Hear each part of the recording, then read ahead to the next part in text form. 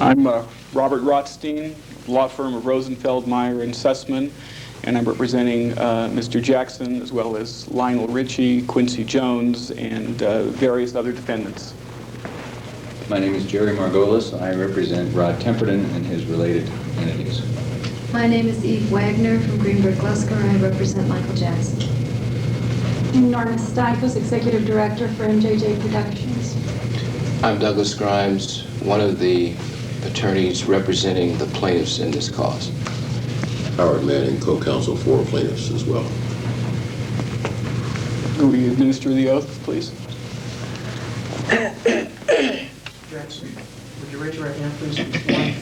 You swear that the testimony you're about to give in the matter now under consideration shall be the truth, the whole truth, and nothing but the truth, so help you God. Yes. Mr. Jackson, what is your occupation? Entertainer, dancer, singer, songwriter. How long have you been an entertainer?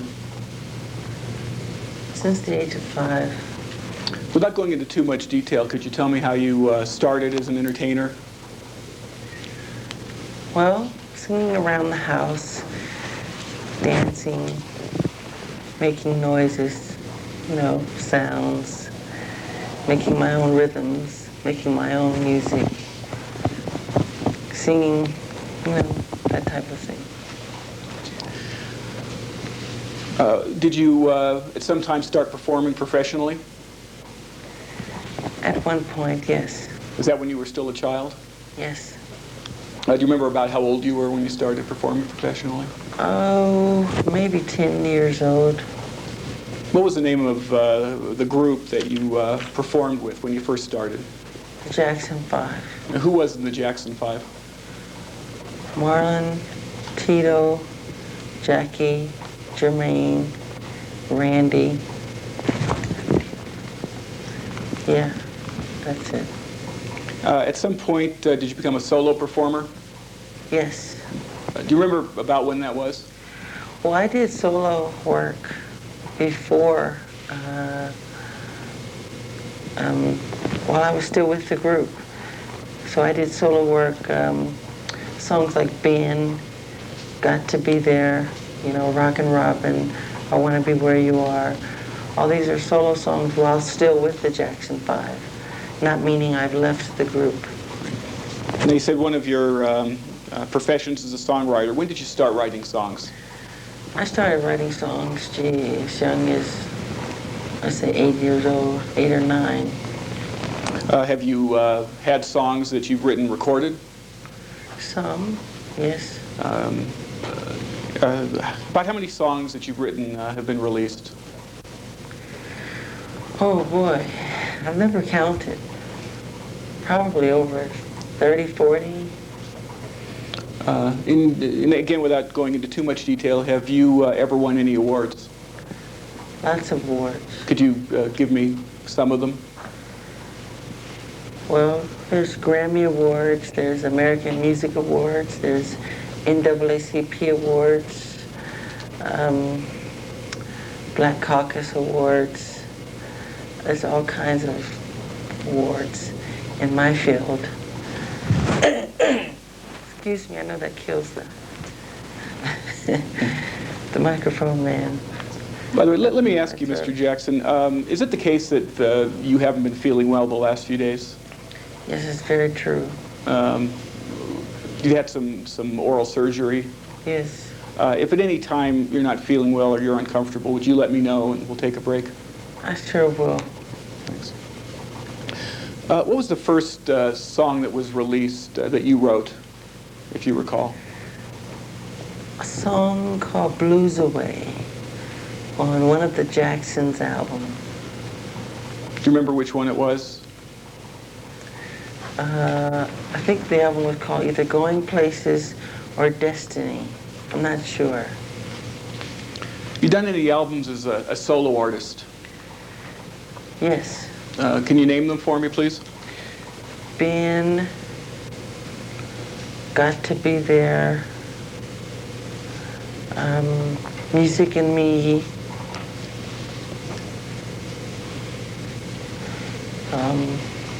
There are a couple of others on Motown. I can't think of them right now. Then there's Off the Wall, Thriller, Bad, Dangerous. Can you recall when the album Off the Wall came out? 70 something, if I'm not positive. Let's see if I can refresh your recollection. I hope this is a little easier to read. If not, well, we'll move on again.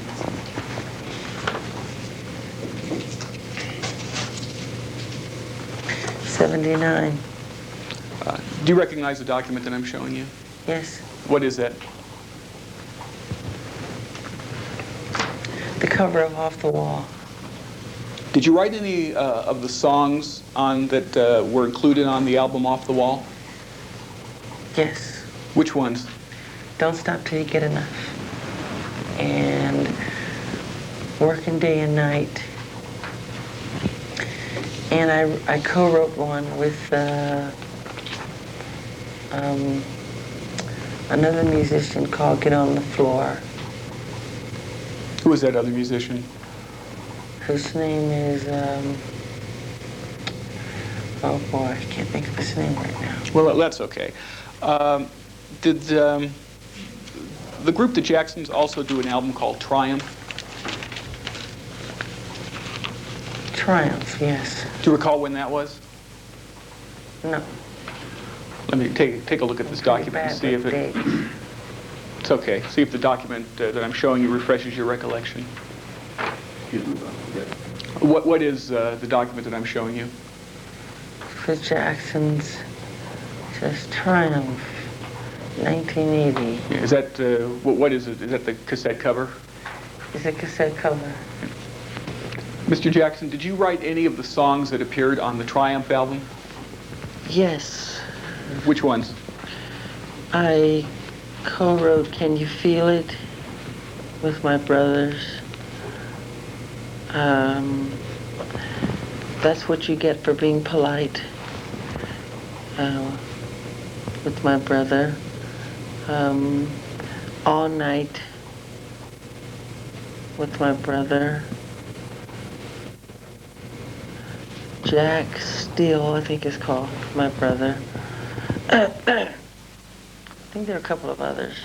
I just can't think of the names right now. I'd like to turn, Mr. Jackson, to generally how you write songs. Can you tell me what process you go through when you're writing a song, if there is a general process? Well, the process I go through is songs kind of just come. They create themselves. Like I've said before, I'm just the source through which they come. And it's a beautiful thing. It's very spiritual. It's like standing under a tree and letting a leaf fall and trying to catch it. It's that beautiful. And what I do is it comes into my head. I could be walking along, you know, on a road, or I could be sitting on a bench at Disneyland or something, eating peanuts, and there it is, it's in my head. Or I could be in the shower, or I can wake up, like when I did when I wrote We Are the World, and there the song is. It's right in my head, the entire composition, you know. That's how it happens. Once you have the song in your head, what do you do next to get the song? I go to a tape recorder and I put the sounds down orally with my mouth, making sounds of how I want the bass or the strings or the drums or each part to go, the way I hear it. Because the key is to get exactly what you're hearing in your head on that tape. You realize that one of the songs at issue in this lawsuit is a song called The Girl Is Mine? You aware of that? Yes. Who wrote The Girl Is Mine? I wrote The Girl Is Mine. What album did The Girl Is Mine appear on? Sorry. That's the, sorry, the Thriller album. Was it also released as a single? Yes, the first single off of Thriller. The lyric, what's The Girl Is Mine about? It's very simple. It's two guys kind of quarreling over the same girl, which happens. He said, no, she's mine, no, she's mine, she loves me, okay? You know, that type of thing. She always looks at me, that type of thing. And they're just quarreling over the same girl. So that's what it's about. How'd you get the idea for that, what you've just described? It just came. It just came. Quincy said to me, you know, write a song that you and Paul McCartney can sing together. So, I guess I went to sleep, and when I woke up the next day, there it was, and I ran to the tape recorder, and I started to put down what I heard in my head. You mentioned Quincy. Who's Quincy? Quincy Jones is a producer, songwriter. He's a really great guy. He's wonderful. I love him. Have you worked with him before? Yes. When did you first work with Quincy Jones? I first, I'm not positive. I think I was 9 years old. Yeah, I was 9 years old. I met him with Sammy Davis Jr. I think it was at Sammy's house. And that's when I first set eyes on him. And I never knew that we would end up working together professionally. And then we did The Wiz, which was in New York City. And then after The Wiz, we did an album called Off the Wall. The Wiz was a motion picture. Yes, Universal. Now, at some point, you made a tape recording of The Girl Is Mine, a work tape. Yes. I'd like to play for you a document that's previously been marked as Exhibit 489, and what I'll do is give this to the reporter after we're done so that he can hold in his custody. And I'll just play a little bit of it at first, Mr. Jackson, and ask you to tell me whether you recognize Exhibit 489. My question is, I'm going to play Exhibit 489, and again, Mr. Jackson, ask you whether you recognize it. I'll just play a portion of it.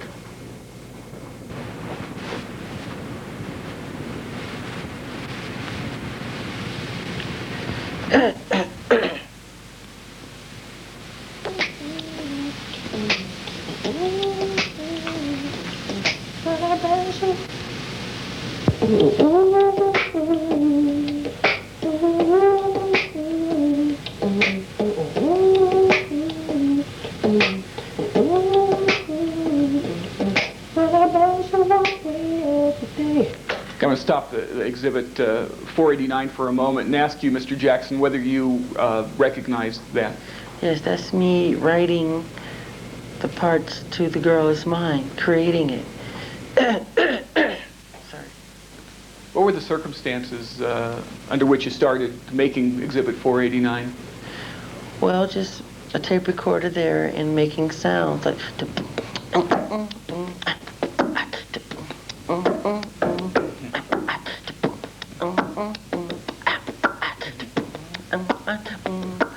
Objection. Are we going to have, is this objection?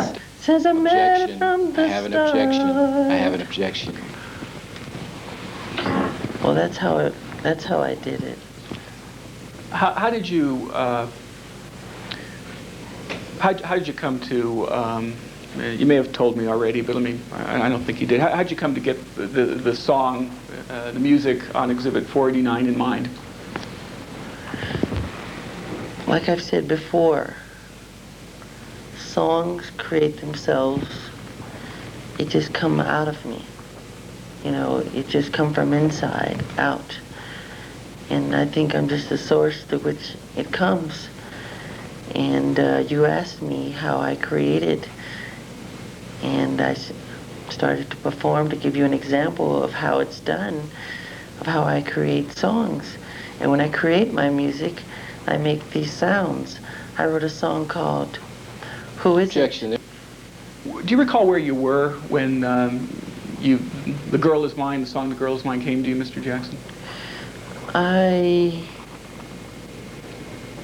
think I was at the Encino house or a condominium because we were rebuilding the Encino house and staying in a smaller place. Let me play for you some more of Exhibit 489. I'm going to stop it at some point and ask some more questions.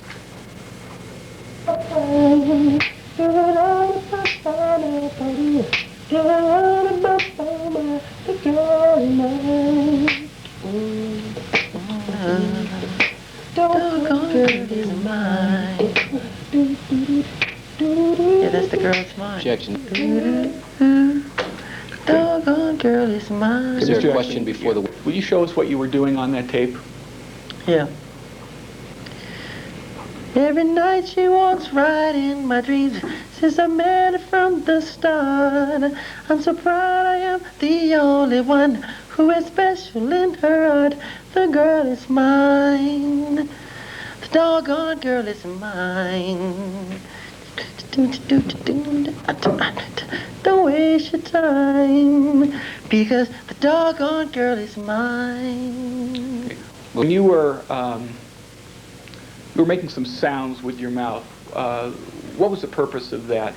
The sounds are the rhythms that I make. I wrote a song on the Dangerous album called Who Is It? And what I do is I go to a tape recorder and I put down the sounds the way I'm hearing it in my head. And I'm hearing the bass, I'm hearing the percussion, I'm hearing the drums, and the Who Is It? Like it goes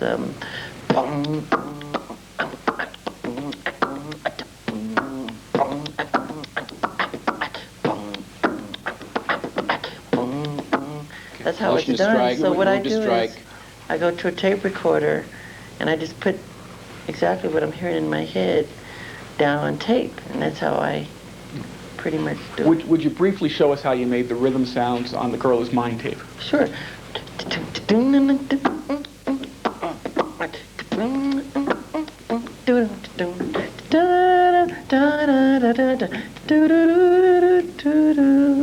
Like that.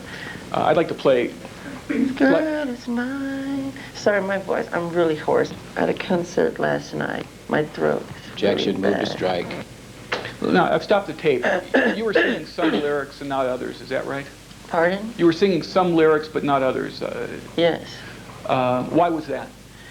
Because certain words come into your head at a certain time that are fitting for the melody. Certain words come with the melody at the same time that it's created. You know, heal the world. I mean, I didn't think about it. It just came. Make it a better place. So it came with the melody. Heal the world. And I thought about it. Wow, that's nice. Heal the world. Let's heal our planet. Let me play some more of Exhibit 489. No, she's mine. The girl is mine. Doggone girl is mine.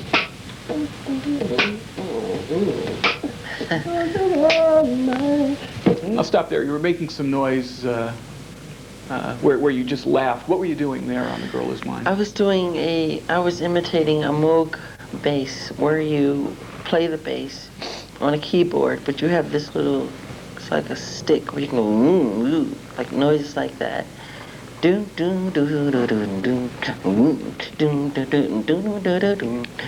Like that. Thank you.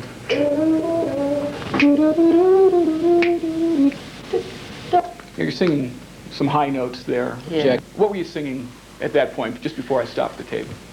I'm singing what I hear over the chorus, like a string part. Da da da da da da da da da da da. The girl is mine. The girl is mine. See how she's hanging high, she's hanging high low for me. She know what she's done. She knows that it's wrong to do. You just sang. Did you just hear some words on the tape? Yeah, that part of the song I never used Why not? because it went in another direction, and I can tell by listening to that where it's gonna go. It's probably gonna go da da da da da, because it's most likely to go in that direction. I haven't heard this since then.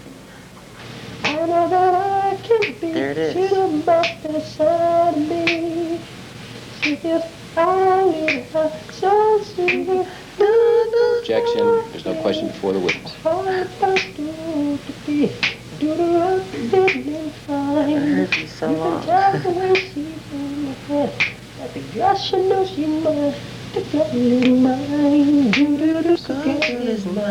Okay.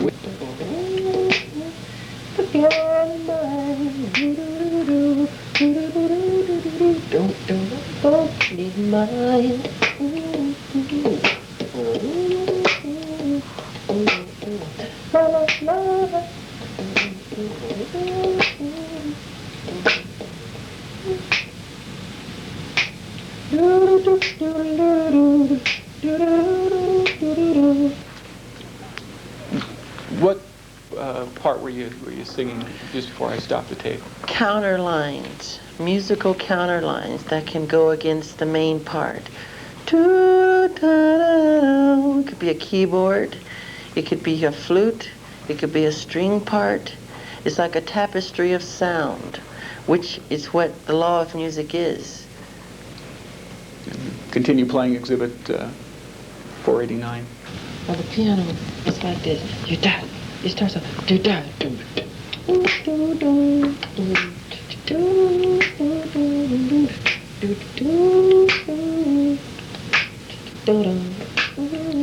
What were you doing right there? What was It's that? creating another part that I heard, which I did do on the demo, which I played myself. Well, was there a particular musical instrument that It's you a were in? piano.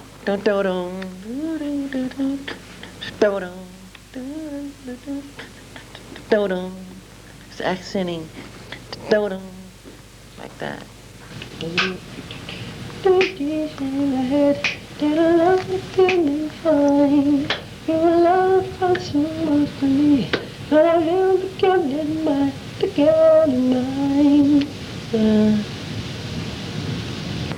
Okay, I'm just going to play some more of Exhibit 489, Mr. Jackson. Why don't you wait for my question? Okay. The bass,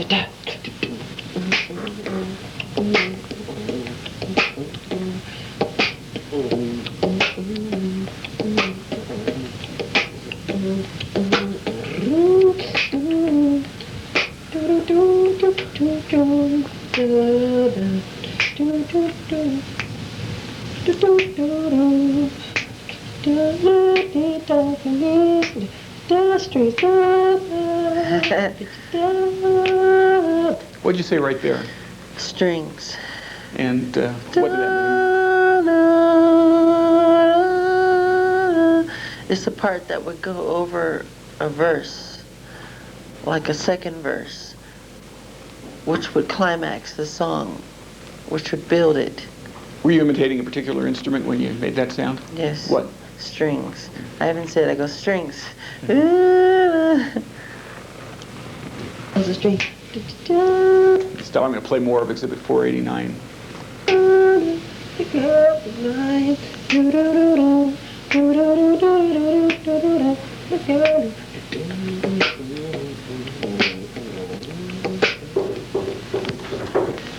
Yeah, I'm playing more of Exhibit 489.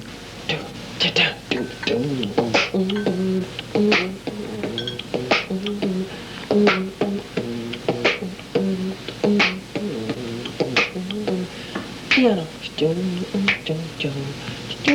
What did you just say on the tape? I'm not positive. I think I said piano or something. What I'm doing now after Let me creating... ask you, what are you doing now on the tape? Okay.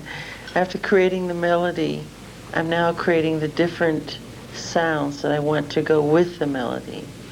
What each instrument should do to create the song. Play more of Exhibit 489.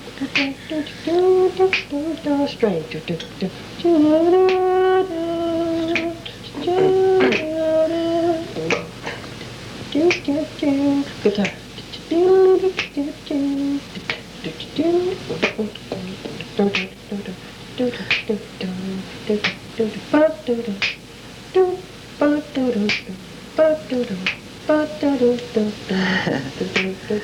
What were you doing there? creating a French horn part, which I never use. Da da da da da da da da da da da da. Thank you. Oh, da da da da. Ba ba ba ba ba. That could be soft horns. What did you just say I there? just said that could be soft horns. Continue with Exhibit 489.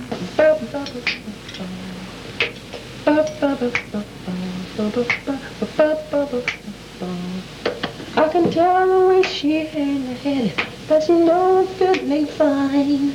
And she talks to me back in her bed, and I know she ought to mind. The girl is mine. Do do do do do do do do. The girl is mine. And don't write this song. Don't write anything. Let the song create itself. That's my law. Let me back the tape up slightly. And I do want to. That's what I've been saying. And don't write this song. Do, do, do, do, do, do. The girl is mine. And don't write this song. Don't write anything. Let the song create itself. Let the strings tell you what to do, where they should come. Let the piano tell you what chords to hit, what are the fills. Let the bass tell you what it should be doing. Everything. Let it create itself. Let it form. Let it do what it wants to do. Don't force up on the song. Let the song force up on you. Let it tell you where to go. Okay, what did you mean by what you said on the tape? What I meant was, a song creates itself. I'm just the source through which it comes. It all creates itself. When a song comes to me, I'm hearing the strings, I'm hearing the bass, I'm hearing the drums, I'm hearing everything comes as a package. It's like catching a leaf that falls from a tree. It's the most spiritual, beautiful thing that can ever happen. And sometimes I just get on my knees and I pray to God out of thankfulness that it happened, that it came to me. And that's what I'm saying. Let it create itself, because it's trying to create itself. I'll continue with Exhibit 489. Punchline, that piano feel that goes do do do do do do do do do do do do. That's harmony with that. Voice harmony with do do do do do do do do do do. What'd you say right there? Some type of harmony part. Oh, the girl is mine. Do do do do do do do do do. What I'm trying to do is, what I'm hearing in my head is some type of counter line to build the chorus. Because in songwriting, you should go from the verse to the chorus. And when the chorus comes, it should be like a flower blossoming in your face.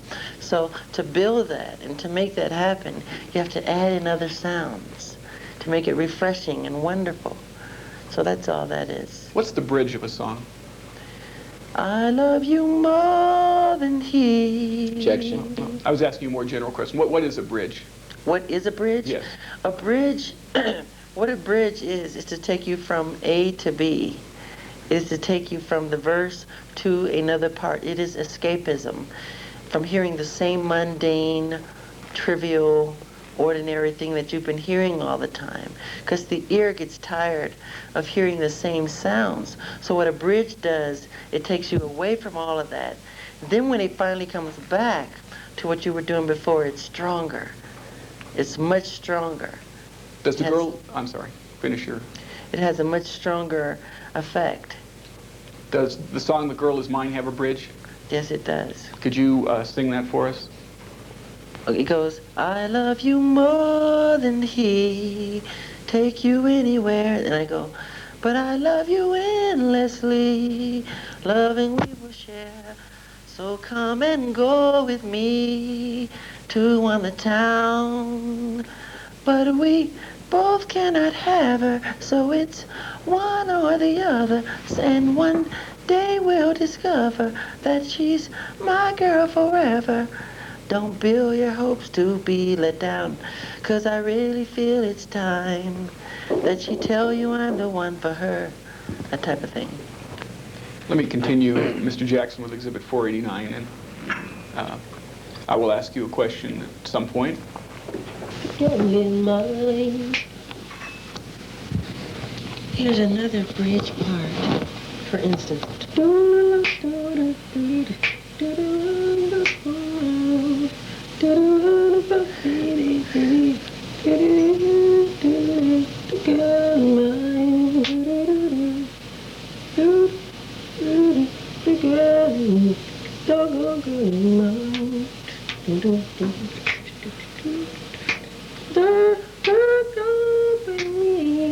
Take her anywhere. She can fly with me. I don't really care. I don't think I do.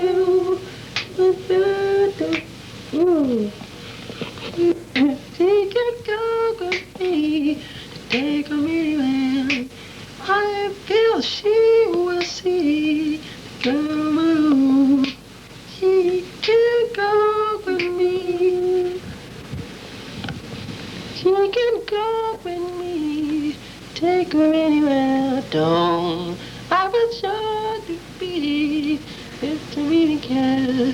She can go with me out on the town. Why? It's a slight change. She can go with me. She can go da. Yeah, that's it. She can go with me down the town. She can feel with the breath you wind. I hope to say hello to her. The segment that I just played, what were you doing there? Creating, or discovering, I should say.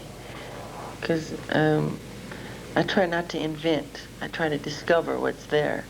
And I'm discovering where the song wants to go. And it's the bridge. It's the bridge of the song. And it's these changes that it reminds me of a song I just wrote recently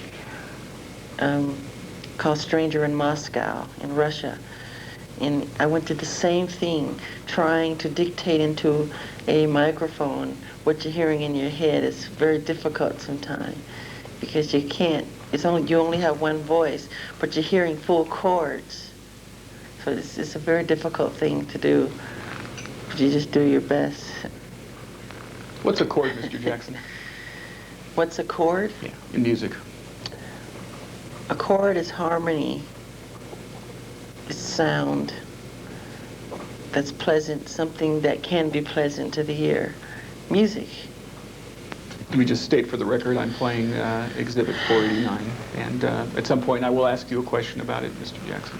Just to see it's in mine, the girl is mine. Do do do do do do do do do. The girl is mine. Do do do do do do do do. The girl is mine. Do do do do do do do do do do do. The dark girl is mine. Do do do do do do do do do do. Now the chorus of the bridge is da-dee da da-dee da da da da. What did you just say there? I'm saying the chords to the bridge. I'm now just bringing out what I think the chords, just defining into my head what the chords should do to accompany the melody. So, which is very important. I'll play some more from Exhibit 489.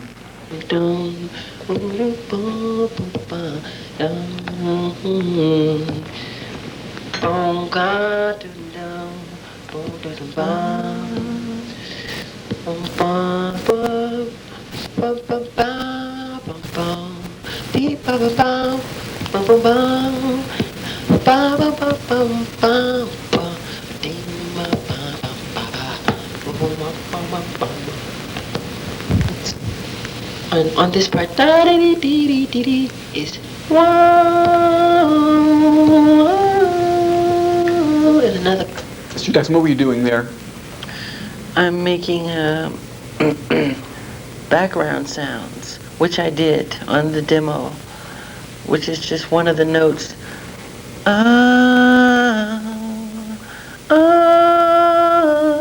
Just a harmony part. I think there's like 6 different harmony notes. That's just one of 6.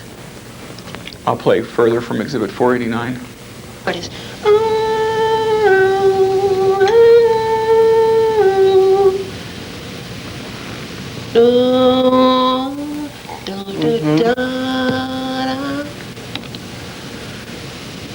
What were you doing there? Same thing. It's a harmony part that goes against the other harmony. I'm creating different notes, which are harmonics, to go against the music. I'm creating all the harmonies and all the sounds, each individual sound, which make up the whole of The Girl Is Mine. Play further from Exhibit 489. When the song first kicks off, I can hear some horns in the front. For instance, this is how the music goes. In the front, do do do do da do do boom, boom, boom, do do do do boom, boom, boom. I can hear horns da do do do do do do do do do do do. Soft horns.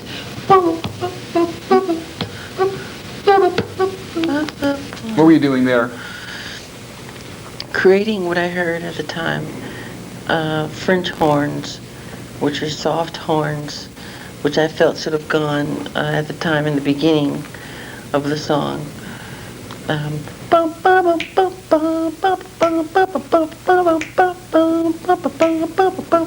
That type of thing. She can go with me, take you anywhere.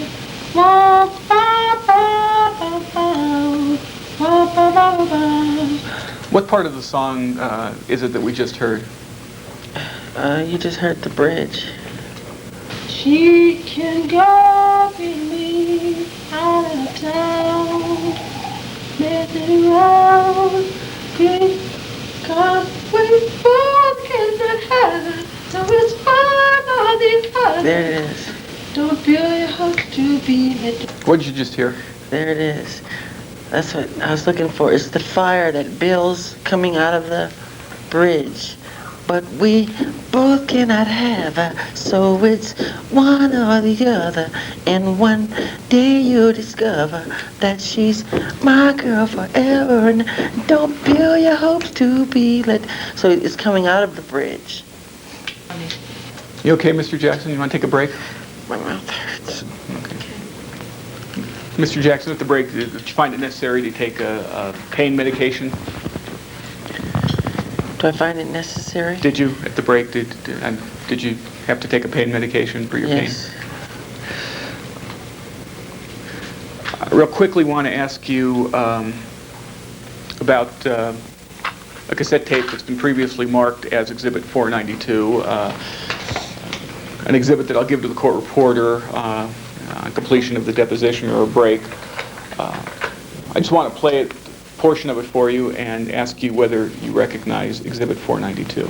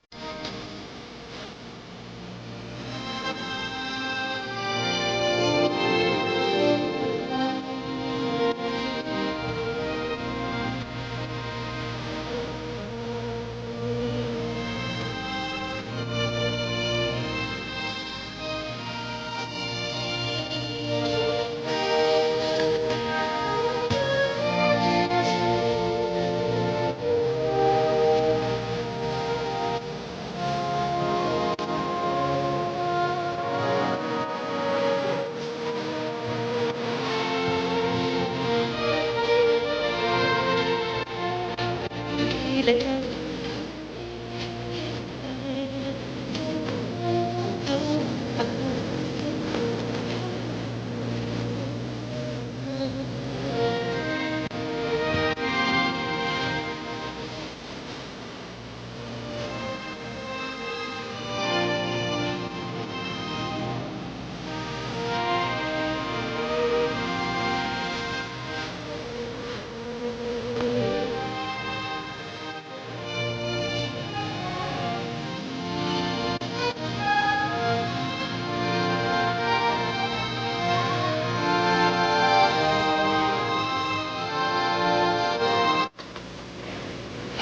I'll stop it there. Mr. Jackson, do you recognize Exhibit 492? Yes. What is it? That's my original demo of The Girl Is Mine. Does that demo use any of the material that you sung when you created the work tape? Yes.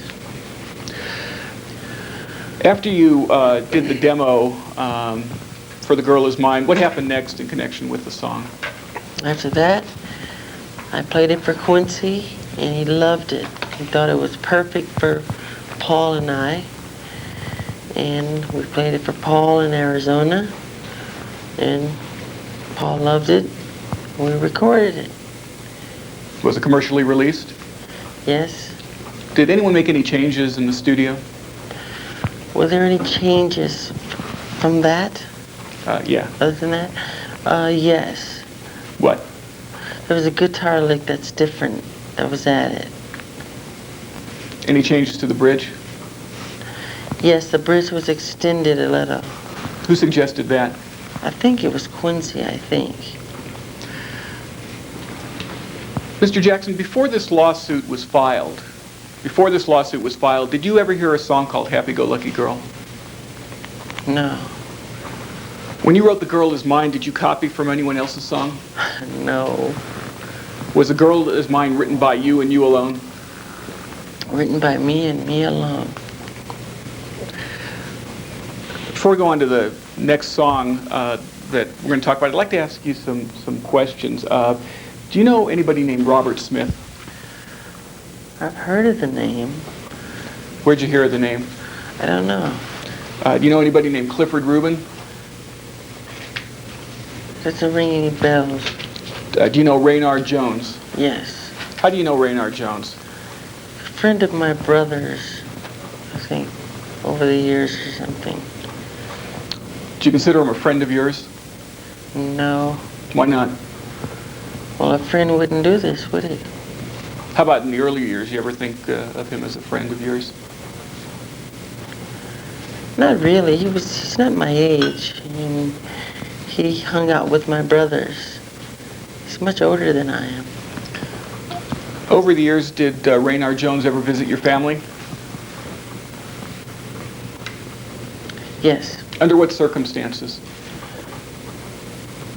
Hello, goodbye.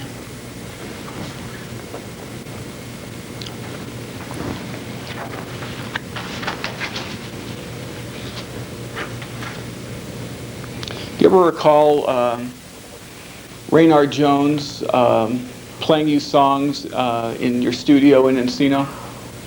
No.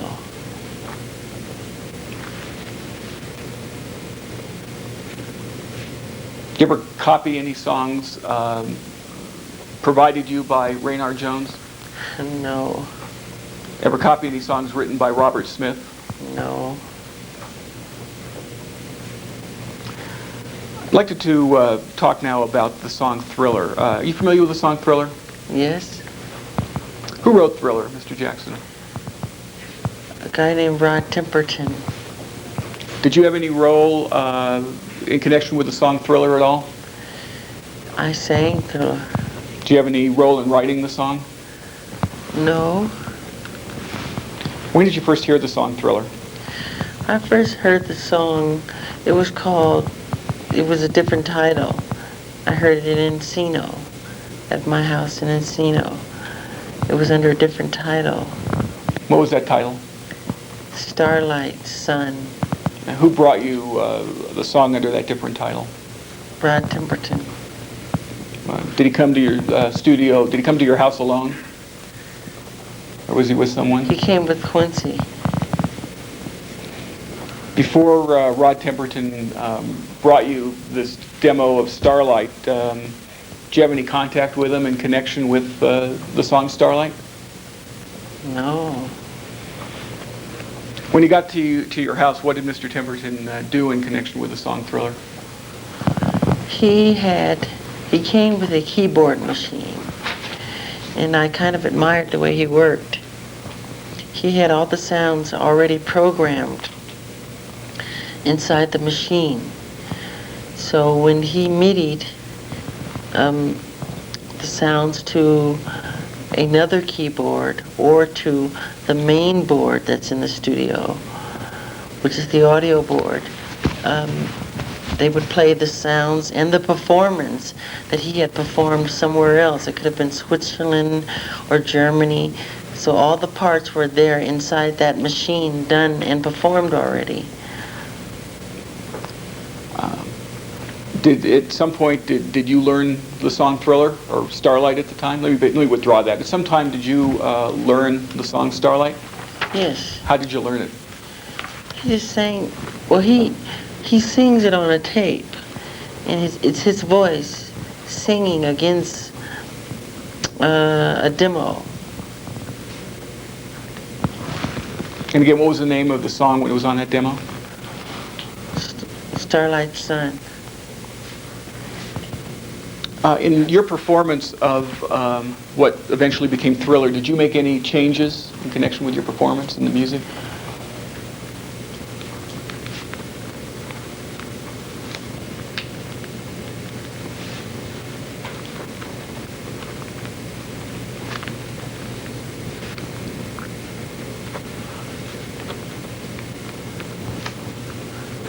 Not that I can think of. Did you play any role whatsoever in writing the music underlying the lyrics in Thriller that go, it's close to midnight and something evil's lurking in the dark? No. Who wrote the lyrics for Thriller?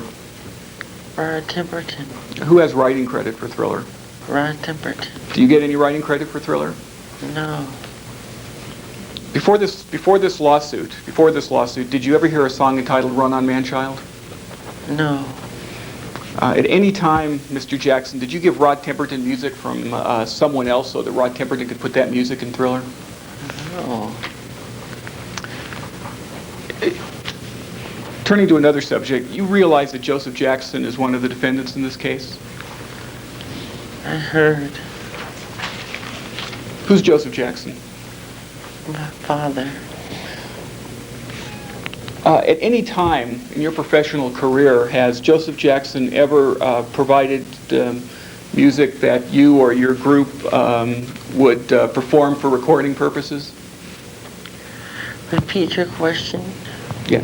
At any time during your professional career, has Joseph Jackson ever had any role in selecting the songs that you or your group would perform? No. Did Joseph Jackson ever give you any music written by Rainard Jones?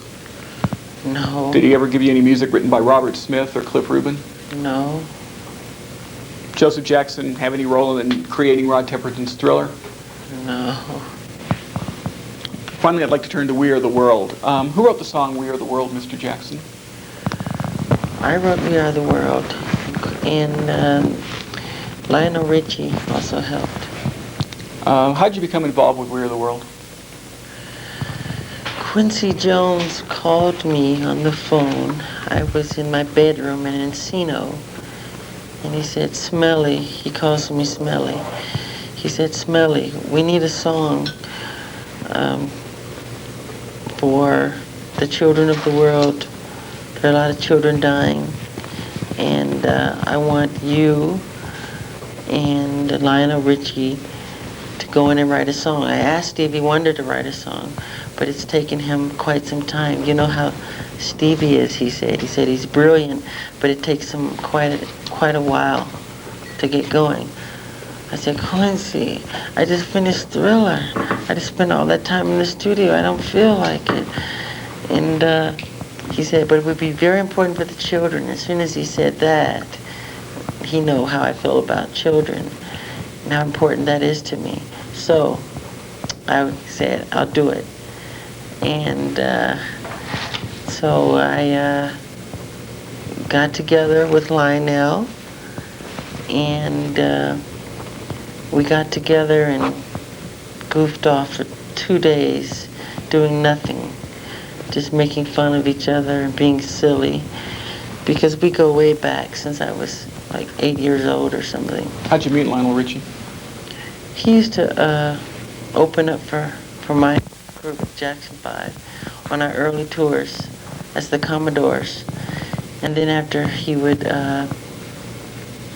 perform, he would go out front and hold the fans back. So he was like a bodyguard at the same time, in front of the stage, holding back all the kids. So we had a pretty good relationship, and we laughed about old times. So we had a lot of catching up to do. So we talked and laughed and threw things at each other and joked around and didn't get anything done. Then on the third day, I think it was the third day, I woke up with this melody in my head. Did Mr. Richie bring any melody to you at any time? Yes, Lionel brought something to me. He had something in his head that he had as well. What was that? Can you sing it? Yes, he had, I think he played it on tape, and he sang it to me. This is what he played. He said, "This is all I have, and I hope you like it." It went da-dee-da-da-dum, da-dee-da-da-dum, and that was it. Did you like it? Yeah, I said, "That's nice." And then what happened? I said, "Well, listen to this," and I played him what I, no, that's not what happened. I said, "I have something in my head that I have as well." I said, "But I want to go in the studio and put it all together first, and then I'll let you hear it." So I went in the studio and put all the sounds down.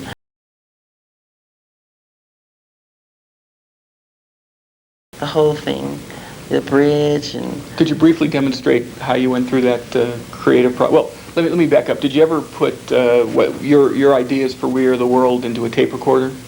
yes, I did. Do you know where that tape is? No, I never keep up with my tapes. I'm not organized in that way. Can you demonstrate for us, just briefly, how you created some of the music that you created for We Are the World? Okay. I strongly remember getting on my knees and praying to God, thanking Him for the melody that came into my head, because I was pleased with it when I woke up that morning. I said, "This is so lovely." And I went to the tape recorder and I put it down, and it was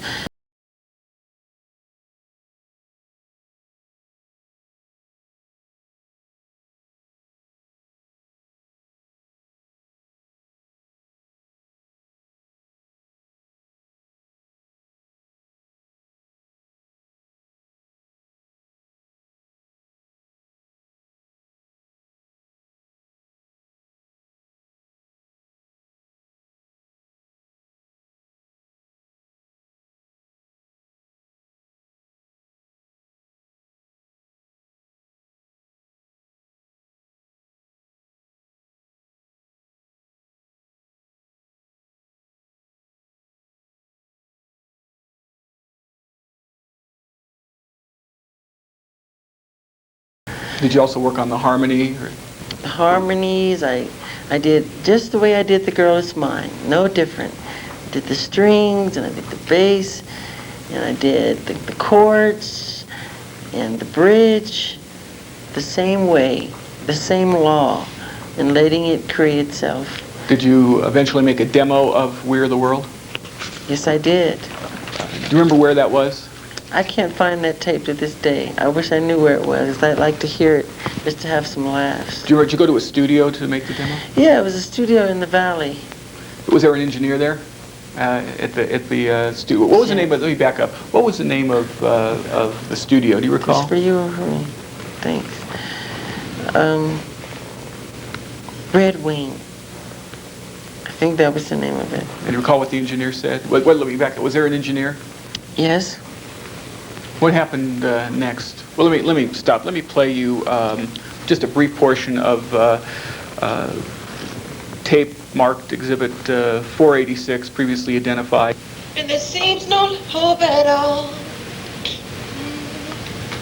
If you just believe, there's no way we can fall.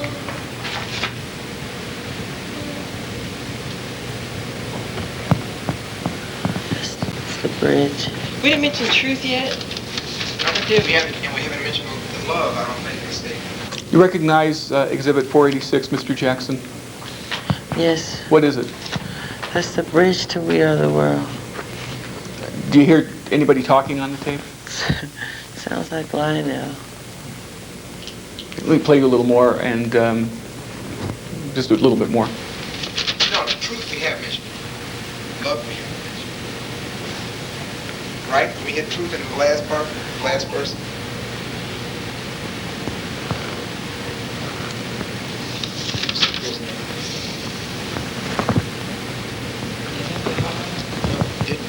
So far we haven't mentioned truth. That someone cares in their life. You also on that tape? Yes. How did you come to create Exhibit 486, this tape? How did I create it? Yeah, how did it happen that what was going on was being taped? Because at some point, I said, I want to just tape some of what we're doing so we can just have it, you know. What were you and Mr. Ritchie doing on that tape? Singing, goofing off. Were you writing any of the song at the time? Not really. We kind of goof off a lot.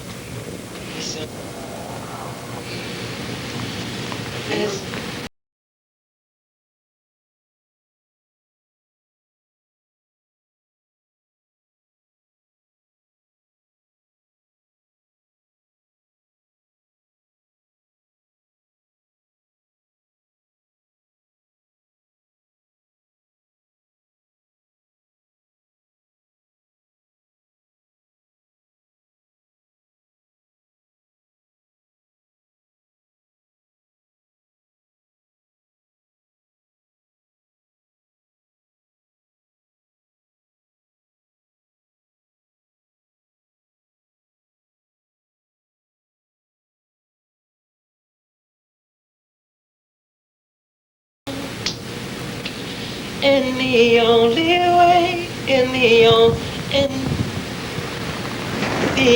truth.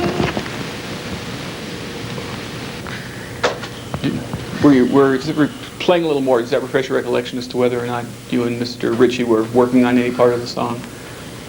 Yes. I was reciting the bridge. Let me play just a little bit more.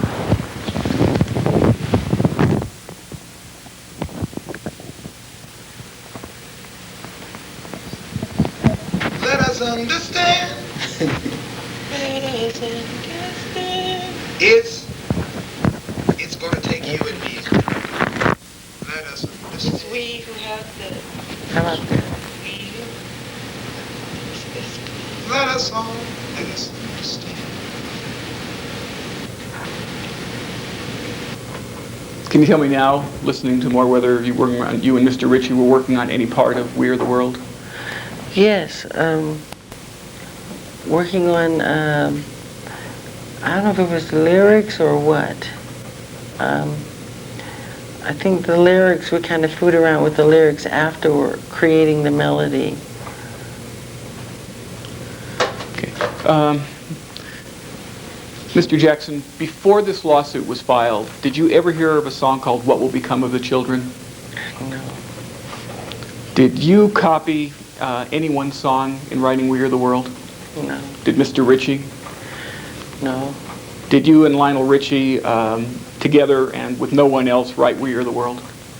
Say that again? Yes. Did you and Mr. Ritchie, and only you and Mr. Ritchie, write We Are the World? That's the truth. I have no further questions. Would you please state your name? Michael Joseph Jackson. Mr. Jackson, would you spell your last name? Jackson.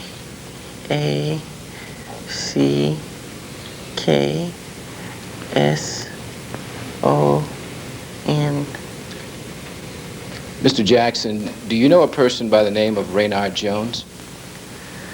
I've heard of the name Rainard Jones. Have you simply heard of it, or do you know the person?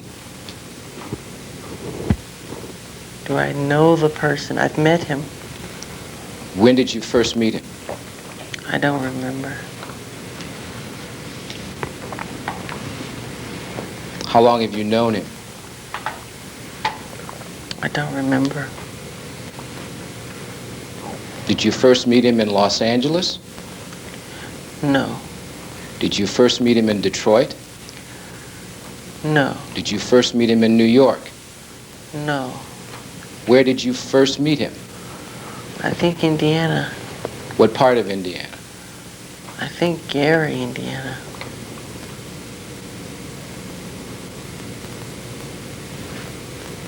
Did you live in Gary, Indiana at one time?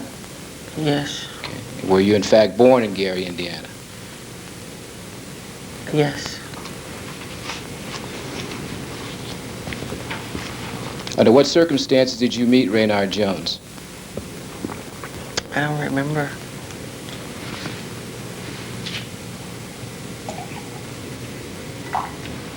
But you did meet him in Gary, Indiana. That's your recollection, is that correct? Yes. Okay. But you don't recall under what circumstances you met him. Is that correct? I don't know. You don't know what? You don't know what, Mr. Jackson? Under what circumstances? Okay. Have you ever discussed music and songs with Rainard Jones? Not that I remember. Is it that you have not discussed music or songs with Rainard Jones, or is it that you don't remember whether you've discussed songs and music with Rainard Jones? I don't remember. What? What is it that you don't remember? Discussing music or songs with Rainard Jones. Okay. Do you recall ever having any conversations with Rainard Jones? Yes. Okay. Approximately how many conversations do you recall that you've had with Rainard Jones? I don't know. Okay. Are they too numerous to recall? I don't know. So they may be too numerous for you to recall, is that right? No. You just don't recall? I don't recall. Would it have been more than 5?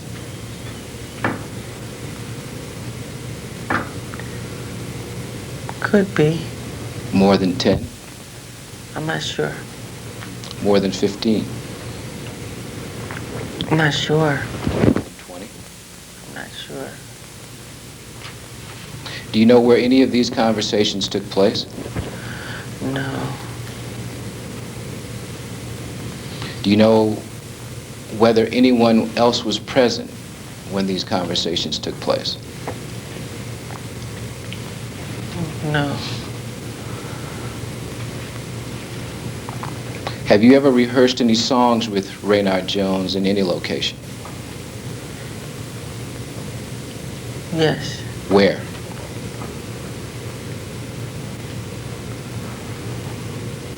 I think at his house. Okay. And where would that have been? In Indiana. That Gary, Indiana? Yes. On how many occasions did you rehearse songs with Rainard Jones at his house in Gary, Indiana? I don't remember.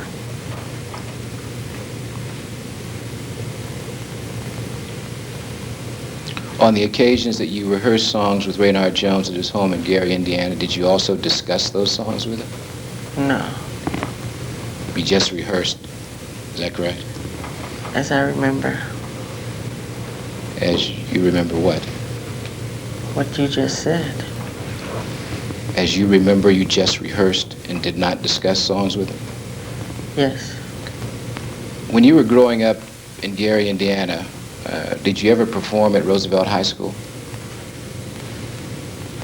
Yes. Did you ever perform with Rainard Jones at Roosevelt High School? Yes.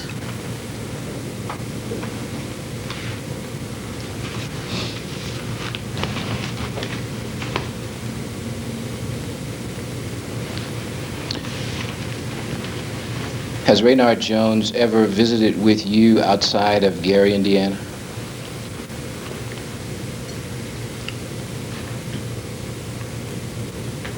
I think he came to California.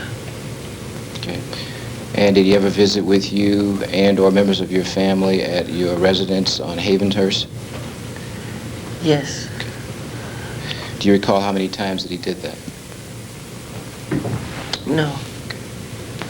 Mr. Jackson, do you ever recall whether Rainard Jones visited at your property on Havenhurst while you were there? I'm not positive. Did he or did he not visit while you were there? I'm not sure.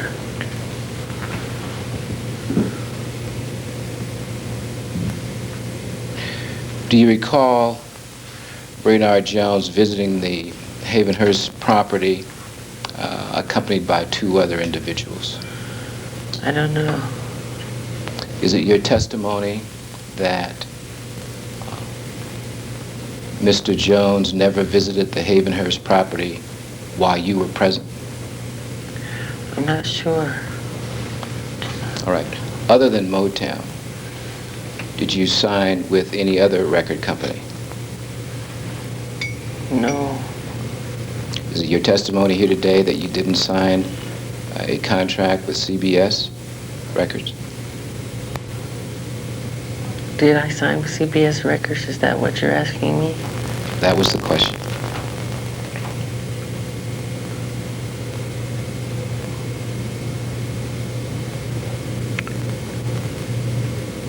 Yes. When was that?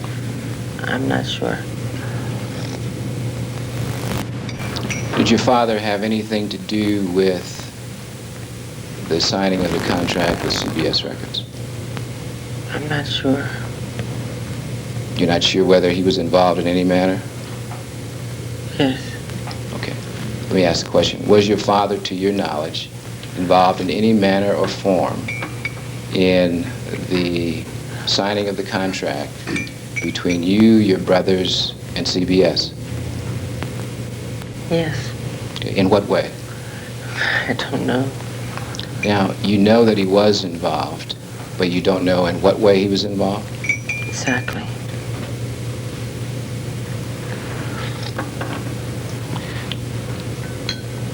Mr. Jackson, do you have or have you ever had a collection of musical materials?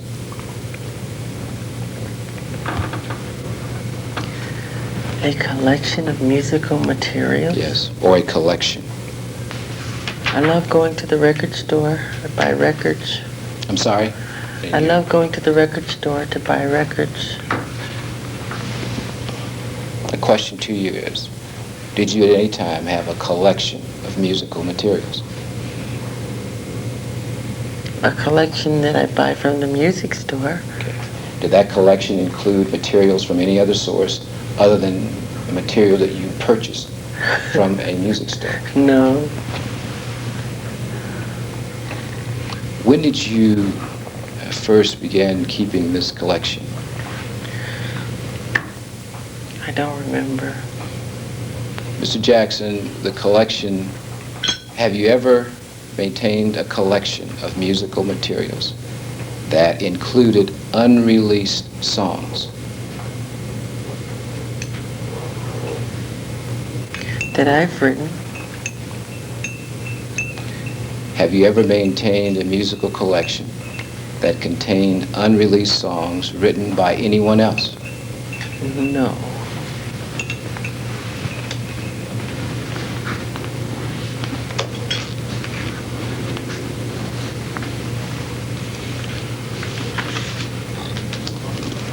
In 1977, did you maintain a collection of musical materials?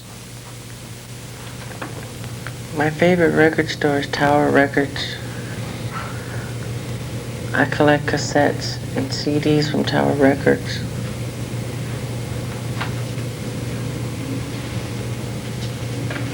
Would you read back my last question, please? Question, in 1977, did you maintain a collection of musical materials? Same answer. Yes or no? Did you or didn't you? Did you? No. You didn't maintain a collection in 1977. Is that right? Music that I buy from the record store.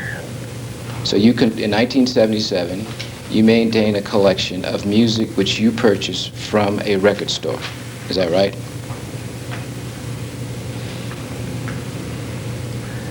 '77, '78, '79, '76.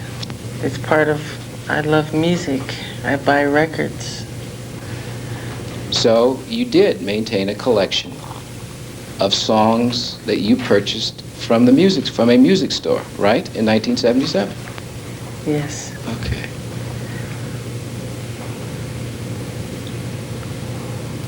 Where did you keep your musical materials that you purchased from the music store? Everywhere. Sure. There was no particular location? No. Okay. They were strewn everywhere. Is that it? Thrown about. Okay. I'm not organized in that way. Did you ever receive in the mail cassettes with songs on them from other people? No.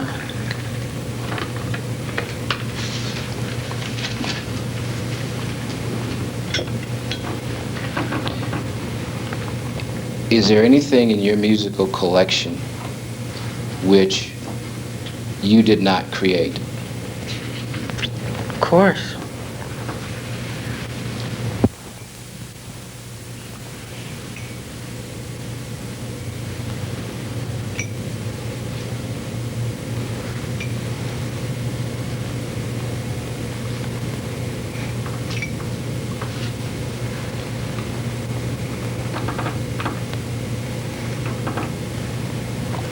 Is it your testimony, Mr. Jackson, that during the period 1975 to 1985, that you never received cassettes with songs on them through the mail from other people? Not that I remember.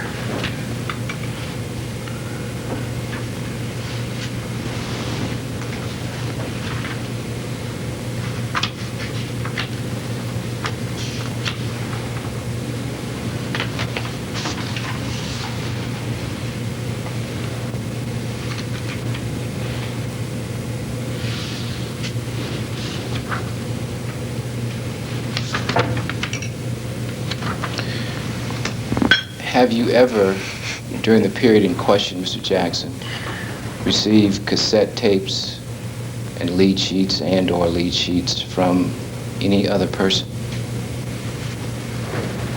Repeat that question.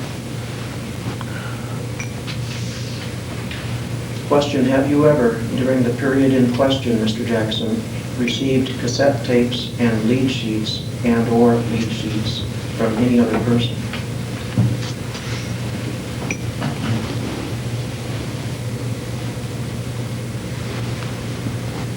During what period? 1977 through 1985. No.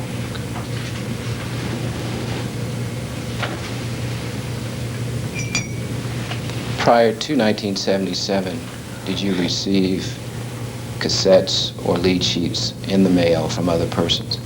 No.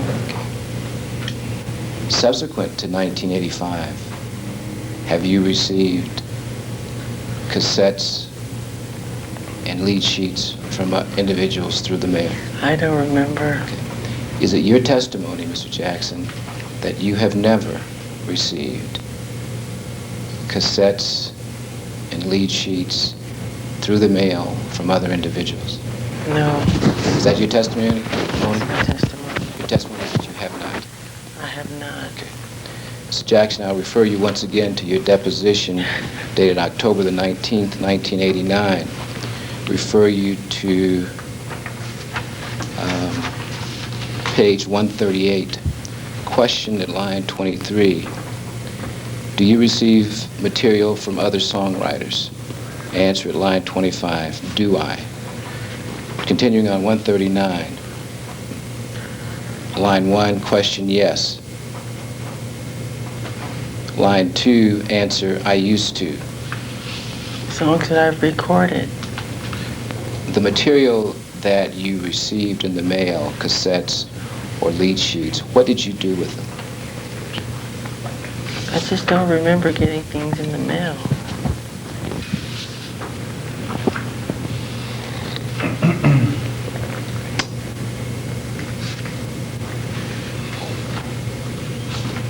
Draw your attention to page 139 of your deposition, volume 1. Line 25, question, would you receive tapes in the mail or lead sheets in the mail or lyric sheets in the mail or reel-to-reel tapes in the mail? Answer on page 140, line 3, yes, but no. I wouldn't dare take the time and listen, I'd just throw them away. If that's what you said, is that what you did? Yes. So you did receive cassettes and lead sheets in the mail from other people. Is that correct? I'm foggy on that. I don't quite remember. Now, when you would receive these materials in the mail, would you throw them away? If I got any songs in the mail, I would never listen to them. My question to you is, the songs that you received in the mail, did you throw them away? Absolutely. And how did you get rid of them? I don't remember.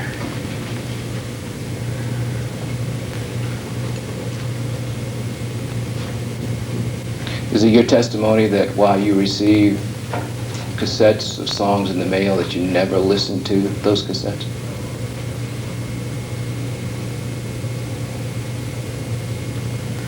Repeat your question.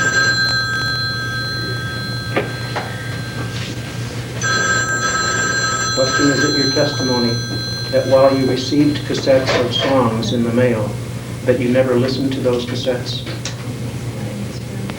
I believe I had a question before the witness. Would the reporter read that question back, please?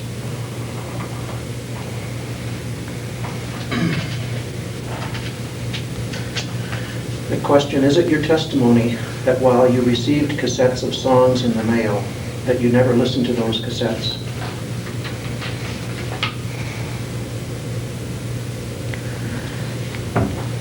Any cassettes that come to me personally in the mail, which is very rare, I throw them away. And our policy of tapes come to the office that are songs written by other people, we simply send them back. If I'm on the street, if I'm in a record store, and somebody has a song, and he comes up to me and he says, Michael, I'm a songwriter. I want to make it like you. Listen to my song. I say, I can't take your tape. I simply do not take tapes. I'm a songwriter myself. I write my own songs. I don't have to take other people's songs. My question to you is it true that the songs that you received in the mail that you Sorry. that you did not listen to them? I do not listen to them.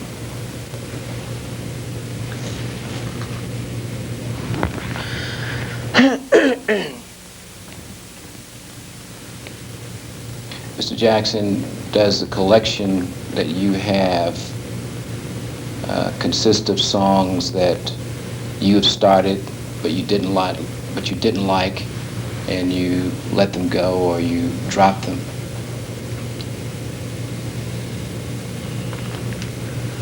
There are certain songs that I have that I've written that I just think aren't good enough, or I like it at the time, and then something will come along that'll beat that song out. That'll be stronger to me. So it will just leave that song there. It's just there. So your answer is yes Yes to what? to the question. What's the question? Please read it back. I'm sorry.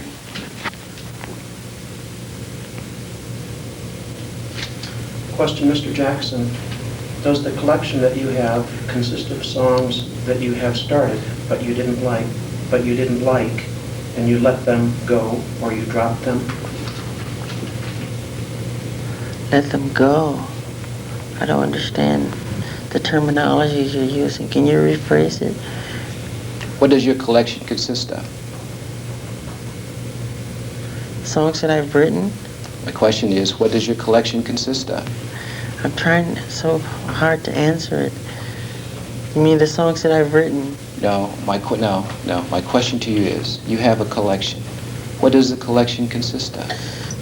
Glenn Campbell, Johnny Mathis, the Carpenters, the Eagles. Who else do I like? Stevie Wonder. I love the Bee Gees. I love James Brown, Aretha Franklin, all the old Motown stuff from the 60s. You want me to keep going? Well, if you choose to. Okay, what else?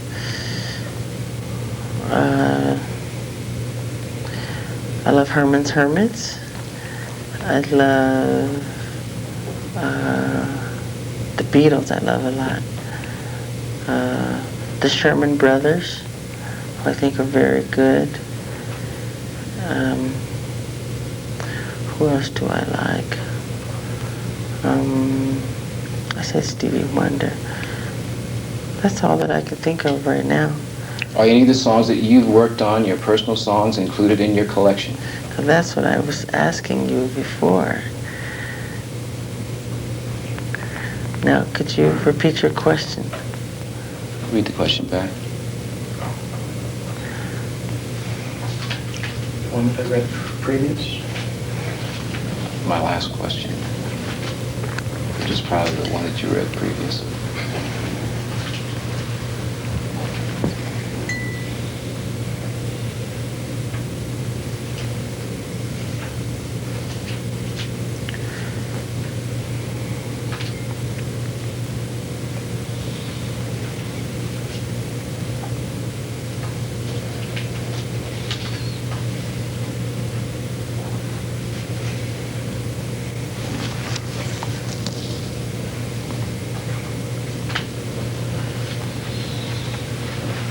Question, Mr. Jackson. Does the collection that you have consist of songs that you have started but you didn't like, and you let them go or you dropped them?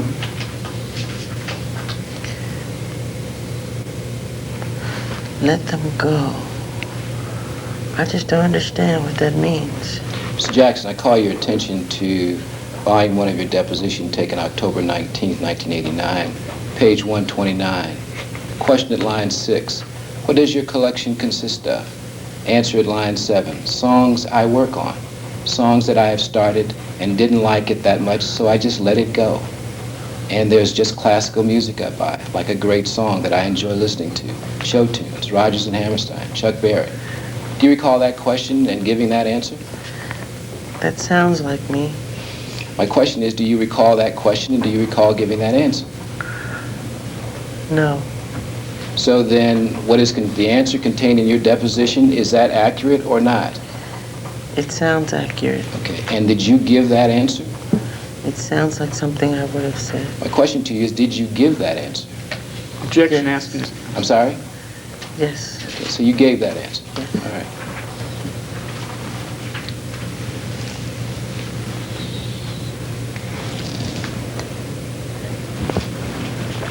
I forgot Rodgers and Hammerstein. I love them.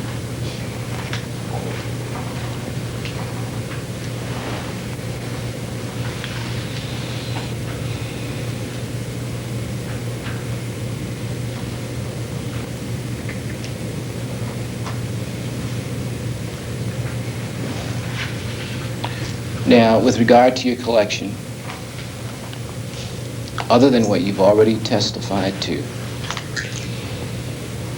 does that collection include the works of any other party or person?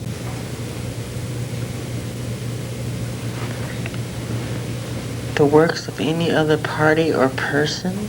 Yes, I like. No, I'm not asking you a question about what you like.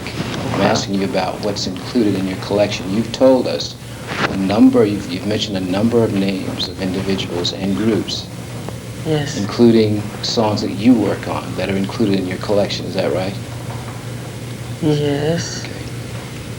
Are there any other persons whose works that you have not mentioned are included in your collection? No.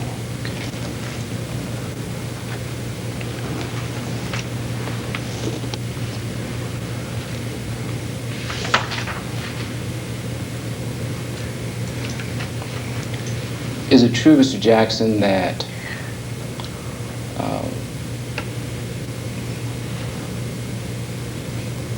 you started to sing "The Girl Is Mine" into a tape recorder?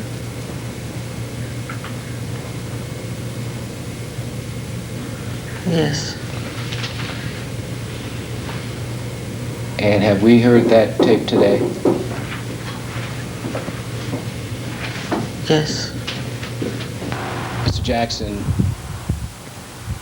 you've indicated that you started to sing "The Girl Is Mine" into a tape recorder. Is that correct? Yes.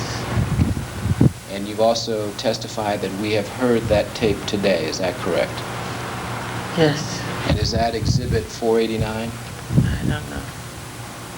Now, Mr. Jackson, is that the original tape that you made for "The Girl Is Mine"? Exhibit 489, which you've heard, is that an accurate description or depiction of the original tape that you made for "The Girl Is Mine"? Sounds like it to me.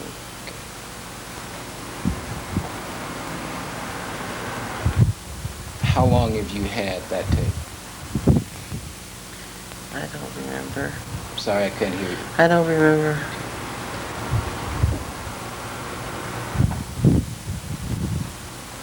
Was there a time when that tape was lost? I don't remember.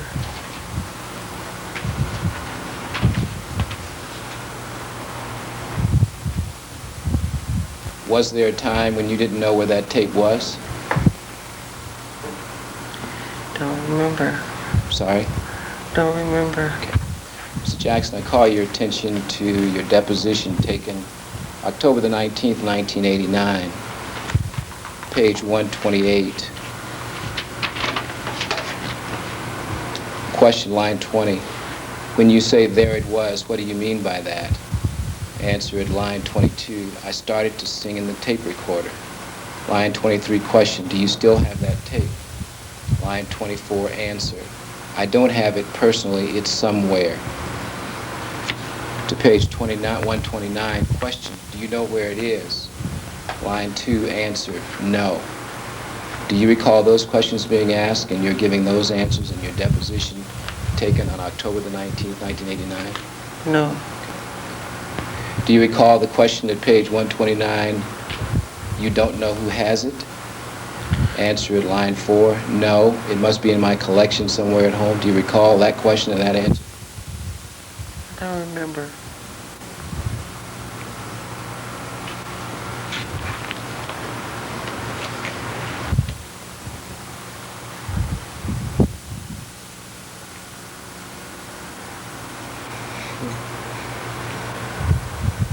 What is it that you don't remember? What you just asked. Okay. You don't remember saying that you don't know who has it? Repeat your question. You don't remember saying you don't know who has it? I don't remember. You don't remember saying that? Don't remember. You don't remember saying that? That's right. I'm sorry, I didn't hear you. Yes.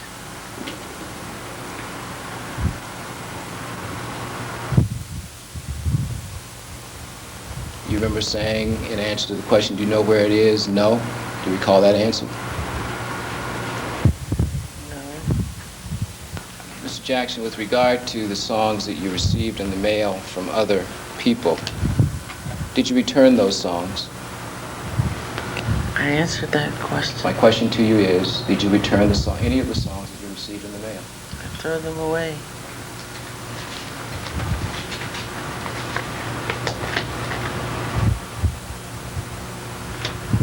Did you keep a log of any kind or a record of any of the tapes that you received in the mail? No. Do you also consider Mr. Jones to be disloyal?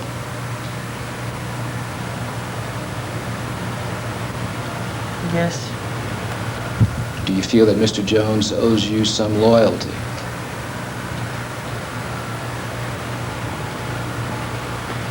I think he owes honesty. Would you say that you also owe honesty? I'm being very honest. That's not my question. Do you feel that you owe honesty? I am honest. So then when you say, is it your testimony that Mr. Jones is dishonest? Absolutely. Okay. Why do you say that he is dishonest? Because he knows in his heart that he didn't write those songs. Which songs are you referring to? The songs that you're referring to. No. The question is, which songs are you referring to, Mr. Jackson?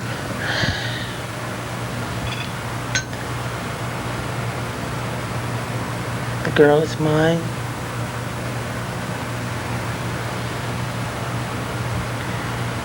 We Are the World. And Thriller. So is it your testimony that Mr. Jones is claiming that he wrote The Girl Is Mine?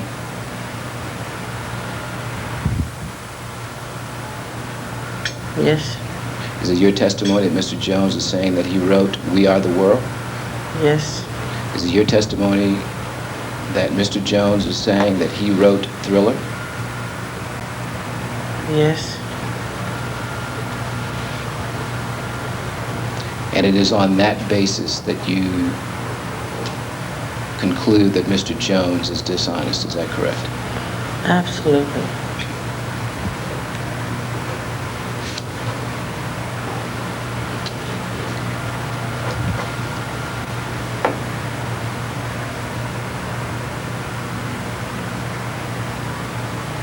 In October of 1989, did you discuss this lawsuit with Bill Bray?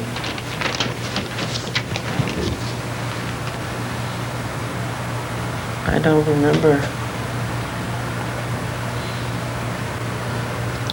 By the way, who is Bill Bray? He's head of security For whom? for MJJ Productions, And who is MJJ Productions? my company. Okay, and what does MJJ Productions do? It's an office that administrates my personal affairs. How long, and Mr. Bray is employed by MJJ Productions? Oh, I wouldn't know. Okay. But he works for MJJ Productions? Yes, he does. And so his working for MJJ Productions, is it your contention that that's different from him being employed by MJJ Productions? What's your question? You said he works for MJJ Productions, is that right? Yes. Previously I asked you, was he employed by MJJ Productions? You recall that question? Yes. Do you recall what your answer was? What was the answer? I'm asking you the question, do you recall? Yes. What was the answer? Was he employed by MJJ Productions? That was the question. The answer is yes. How long has Mr. Bray been employed by MJJ Productions? I'm not sure. prior to your move to California or after you moved to California? Really not sure.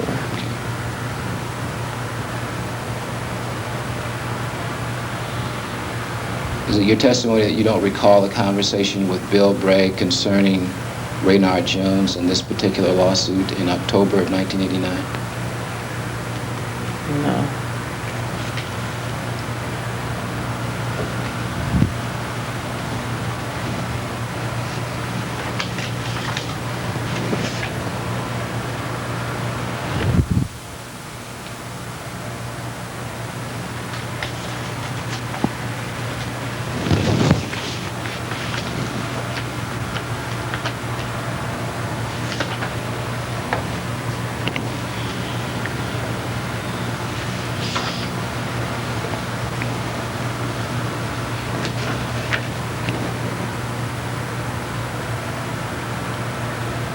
Did you ever talk to Bill Bray about the deposition that you gave on October the 19th, 1989? I don't remember.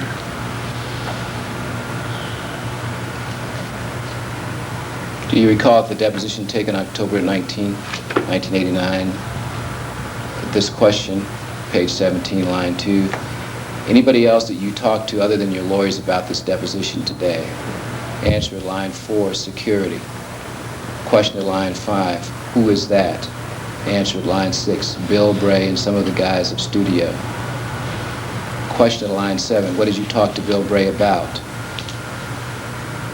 Do you recall those questions and giving those answers? No.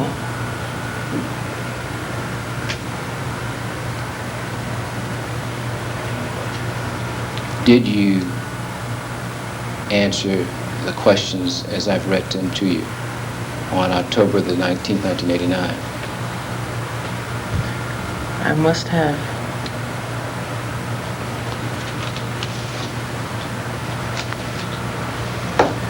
Do you recall the nature of your conversation with Bill Bray concerning this lawsuit and your deposition in October 1989?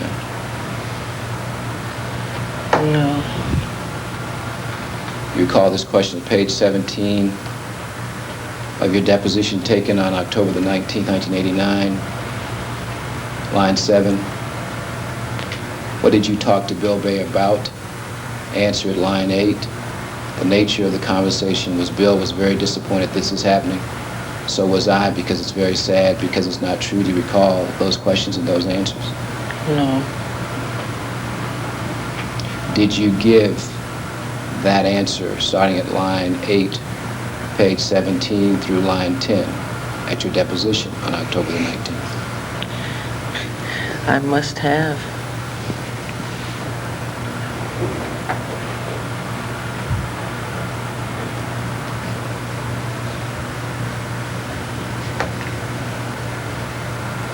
To your knowledge, does Bill Bray know Rainard Jones? Pardon? To your knowledge, does Bill Bray know Rainard Jones? Do I have knowledge that Bill knows Rainard Jones? My question was, to your knowledge, Oh. does Bill Bray know Rainard Jones? I'm not sure. Have you ever been in the presence of Bill Bray and Rainard Jones at the same time? Not that I can remember.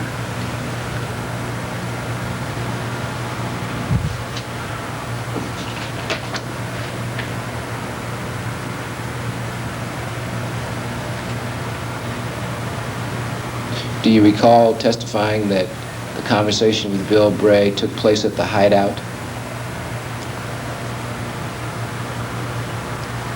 No.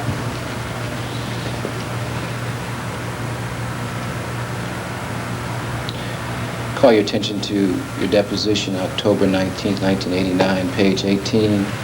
Question at line 2, what did you say to Bill Bray? Answer at line 3, I'm not sure. Question at line 4, did you say anything to him? Answer at line 5, in agreement. It was some words in agreement. Line 7, was that in a face-to-face conversation? Answer at line 8, yes. Question, where? Answer line 10, at the hideout. Does that refresh your recollection as to where your conversation with Bill Bray took place? Yes, Okay, and did it take place at the Hideout? it must have, if that's what I said.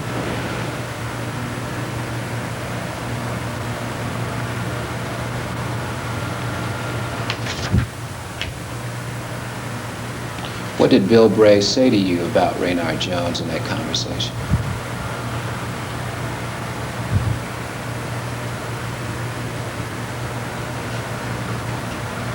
I don't remember.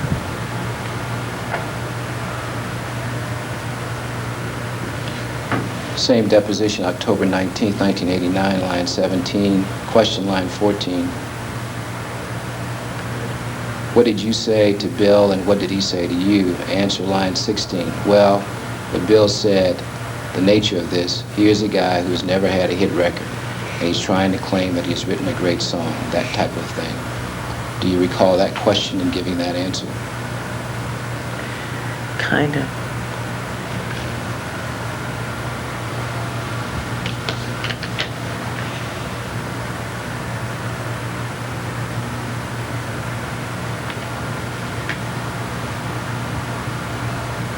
Did you agree with the statement made by Bill Bray?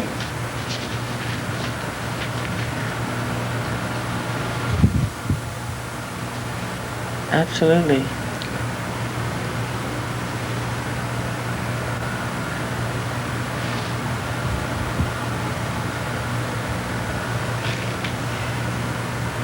Why did you agree with this statement?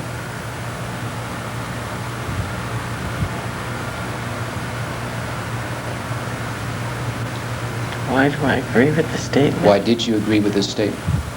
Because it's true. Okay. What part was true?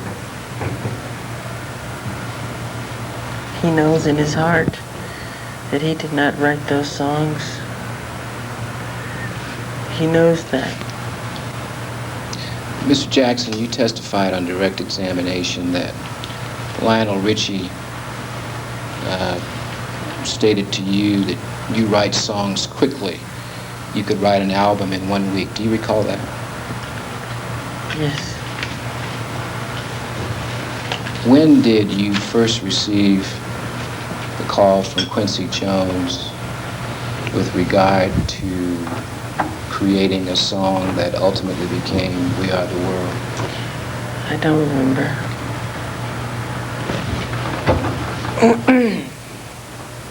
From the time that you received the request from Mr. Jones,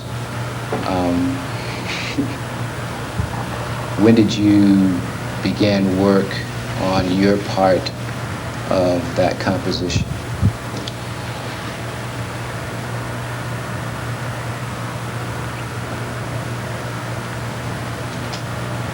I don't remember working on it, really.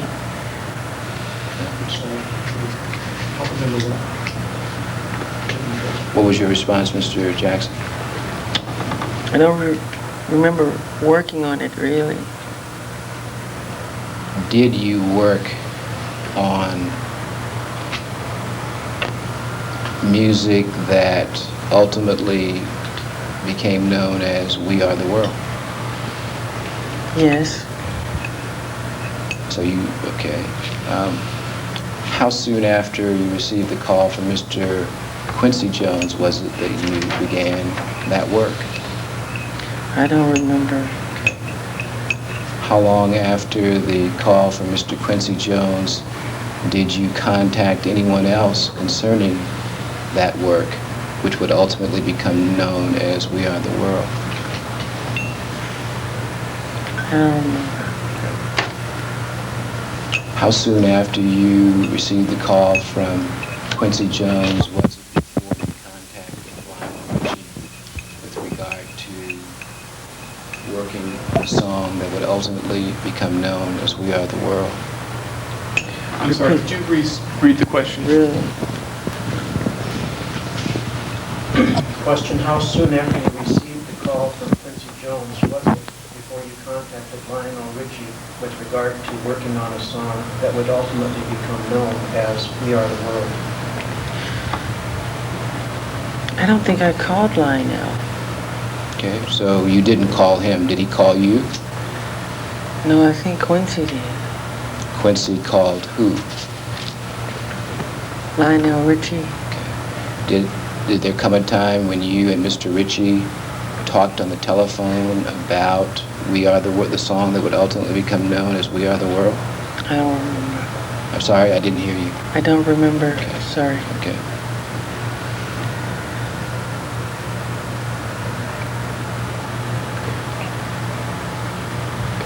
Did there come a time when you and Mr. Ritchie met to work on a song that would ultimately become known as We Are the World? Yes. When was that? I don't remember.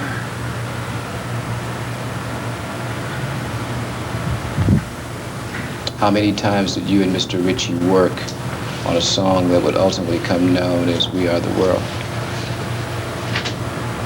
I don't remember. For sure, I don't remember. Where did you and Mr. Ritchie work on the song that would ultimately become known as We Are the World? My house. Any place else? Well,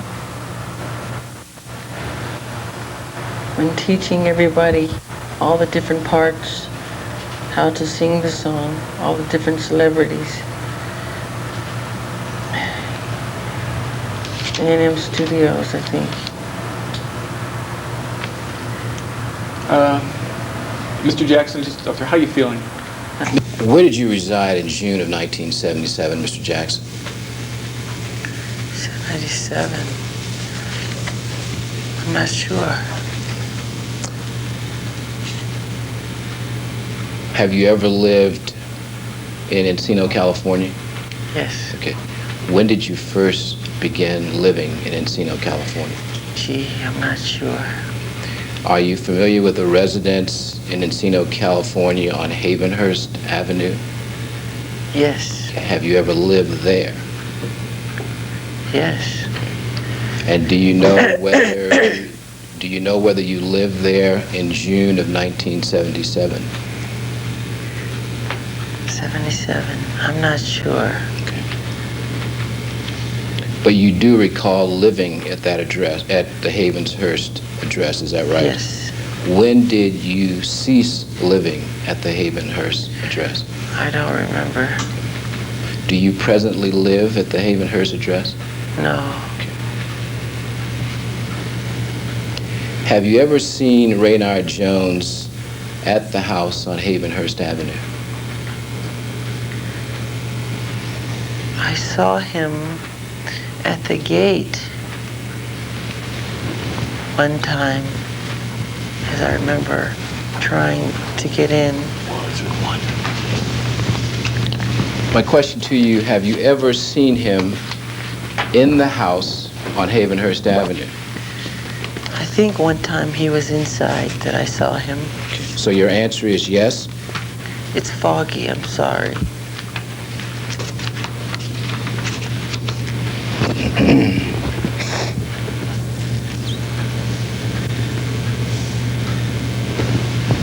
So your answer is yes, that you have seen him in your house on Havenhurst? I'm not sure.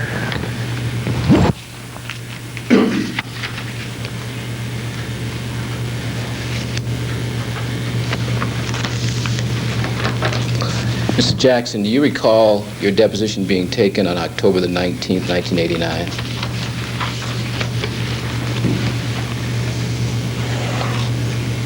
Yes. Okay. Page 24, I call your attention to this question, line 1. Has Rainard ever visited you at your home? And your answer at line 2, he has been there. Do you recall that question and that answer? No. How many times have you seen Rainard Jones at your house on Havenhurst Avenue? Gee, I wouldn't remember. Have you ever listened to an audio cassette tape in the presence of Rainard Jones in any location? No, not that I remember. Is it that you don't remember or that you have not? I have not. Have you ever seen Rainard Jones in the studio of your house on Havenhurst Avenue? I don't remember, sir.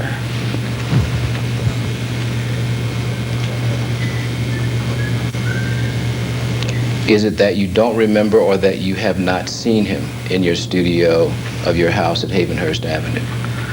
I don't remember. Have you ever seen Rainard Jones at your home at Havenhurst accompanied by other people? It's foggy, but I think he had a friend with him. And when would that have been? I don't remember. Do you know whether that would have been in June of 1977? I really don't remember. Have you and the Jacksons ever conducted a musical tour called the Victory Tour? Yes, In what year was that? 80-something.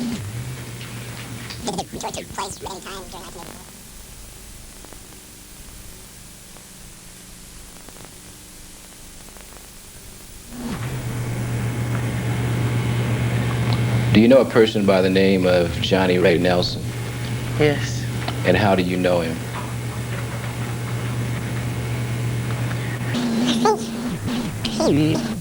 Johnny Ray was my next door neighbor in Indiana.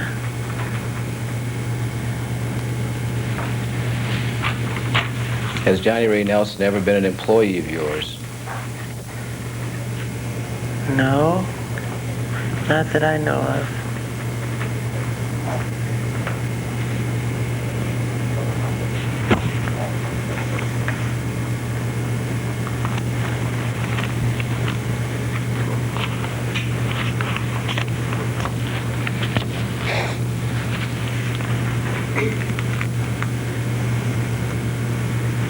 Is it your testimony that Johnny Ray Nelson has never been employed by you, or is it that you don't remember whether he was employed by you? I'm not sure, sir. Call your attention to page 83 of your deposition taken on October the 19th, 1989. At line 25, do you recall this question being asked relative to Johnny Ray Nelson? Has he ever worked for you? Line 25, page 83. Page 84, line 1, yes. Do you recall that question, and do you recall giving that answer? No. Okay. Is it your testimony here today that the response to that question on October 1989 is not accurate? I can't remember what year.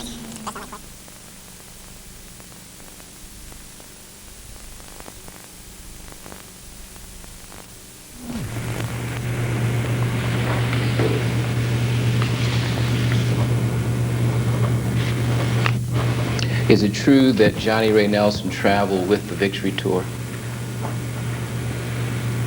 I'm not sure.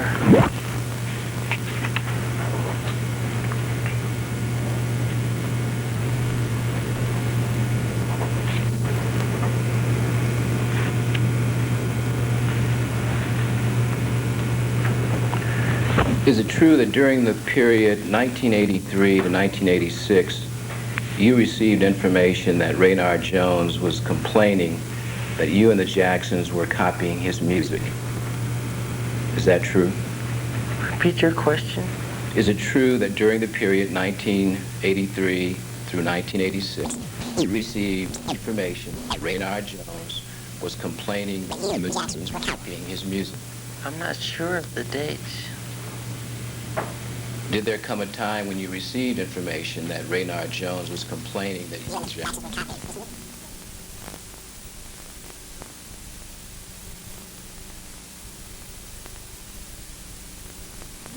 I think it was after we moved to California. And from whom did you receive that information? I'm not sure. Did you ever receive that information from Johnny Ray Nelson? What information? You and the Jacksons were copying Rainard Jones's music. Could you repeat your question, sir? Did you receive information from Johnny Ray Nelson at any time during the period 1983 to 1986 that Rainard Jones was complaining that you and the Jacksons were copying his music? I don't remember. You don't remember, or that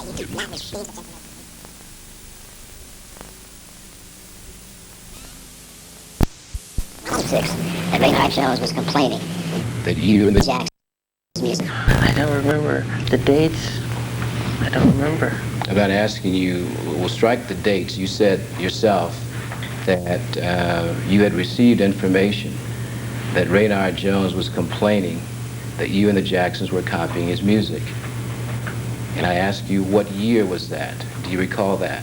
What's your question? My question to you is, you have testified here that you received information that Rainard Jones was complaining that you and the Jacksons were copying his music. Is that correct? Yes. My question to you is, when did you receive that information? I don't remember. My question to you is, from whom did you receive that information? I don't know.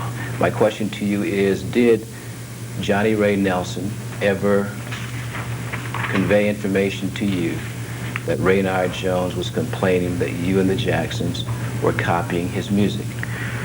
No. Right. Johnny Ray Nelson? Yes. No.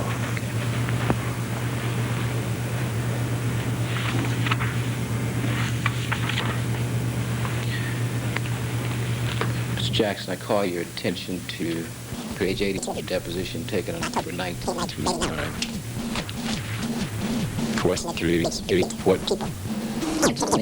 Nine. Well, one of the friends, one of our next Door neighbors, Nelson. even Ray Nelson said once we succeeded and left Gary, Indiana, we had hit after hit record. And he said Raynard would come to him and say, don't that sound like my sound? Don't this part sound like the song I wrote? And he would try to say that we stole his song. We didn't even write the songs, let alone take them.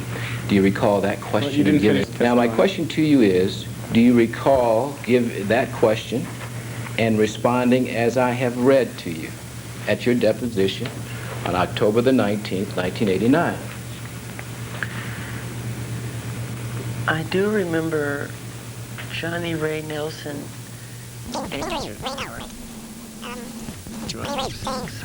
sort that Raynard is trying to take advantage of us. We became very successful. He didn't, and we took him to superstar, and he didn't. And so he was trying to find any excuse, anything to get back at us. When did Mr. Johnny Ray Nelson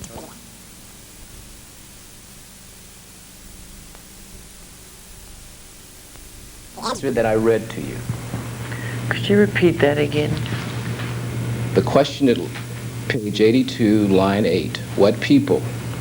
Answer beginning at line 9. Well, one of the friends, one of our next door neighbors who is a guy named Ray Nelson.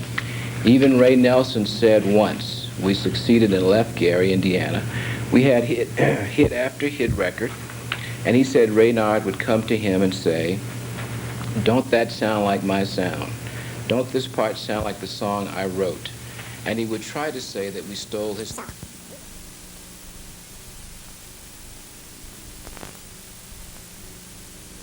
Is your answer accurate at the time that you gave it? If I said it, it must be accurate. All right.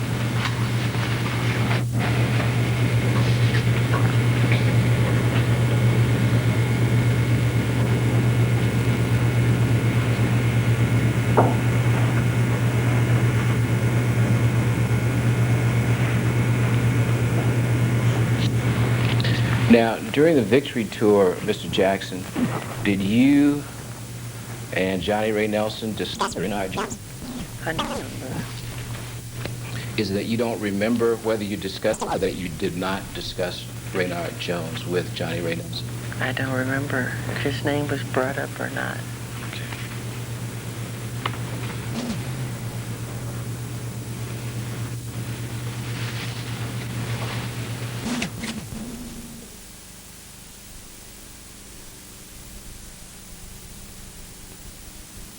Deposition of October 19, 1989, at page 83, line 7, the question, have you ever talked with Ray Nelson about Rainard Jones?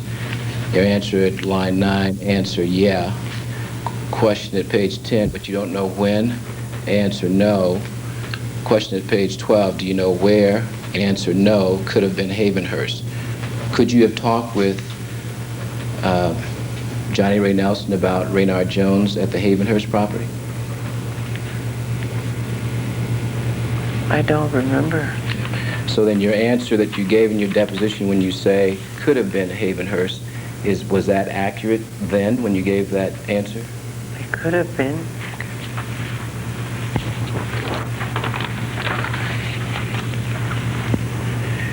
Now, after moving to California, did you and your brothers perform in the Chicago area at any time? Yes. Okay. Now, when you performed in the Chicago area, would Rainard Jones visit you and or your brothers after your performance? No. I just remember my security saying he would always try to get backstage and hassle the security.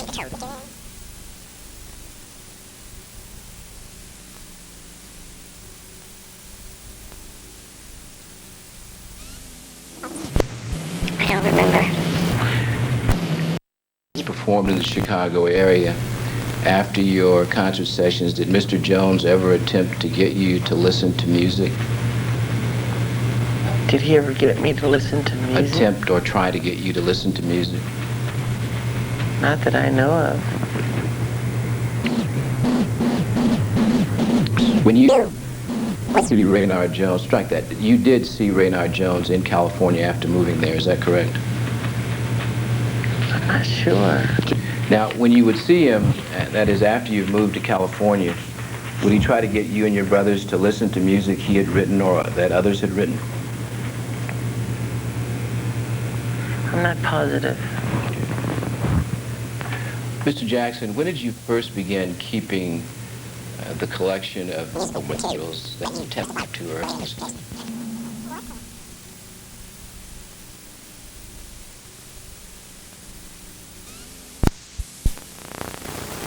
Songs that are published. Songs that are played on the radio.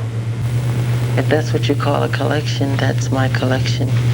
When did you first start keeping the musical collection that you've referred to? I've been buying records recently. When did you first start keeping a collection of records that you purchased at Tower Records? Gee, I don't remember exactly the dates because I'm bad with dates, but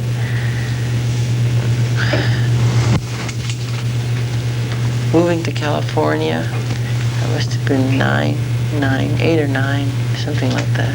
So it was after you moved to California, is that correct? I think so. Okay.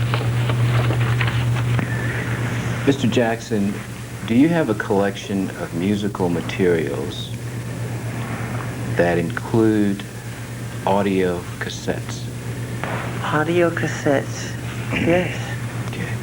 For how long a period have you kept a collection which includes audio cassettes? Well, I think my CD collection is bigger than my cassette collection now. But I haven't counted my cassettes, and I don't remember when I started collecting my cassettes. But I go to the record store and I buy certain things are on CD that they don't have on cassette. So it depends. Is it a fact that you have for some time had a collection or maintained a collection of musical material? I've answered that. Well, what is your answer? I love music, and when I go to the record store, I buy artists that I admire a lot. If it's the Beatles, if it's the Sherman Brothers, it could be, you know, all kinds of different artists. I love Jimmy Webb, Beat Up the Fifth Dimension. Does your collection include any of the materials that you've written? Of course, because I have a lot of songs that I write, and I put them on cassette tape. I sing to them, as you heard earlier, as an example with The Girl Is Mine, how I wrote that, and other songs where I make a demo. I'll go in the studio and I'll put musicians together and I'll sing to them the different parts and the different chords and different counter lines as far as arrangements, how I want the whole composition to go. When did you first include in your collection songs written by yourself? Gee, I wouldn't remember that. I started writing songs at an early age. I just don't remember exactly when. So is it fair to say that the musical collection which you maintain, which includes songs that you have written yourself, you've had a long time? Yes, because I write a lot of songs.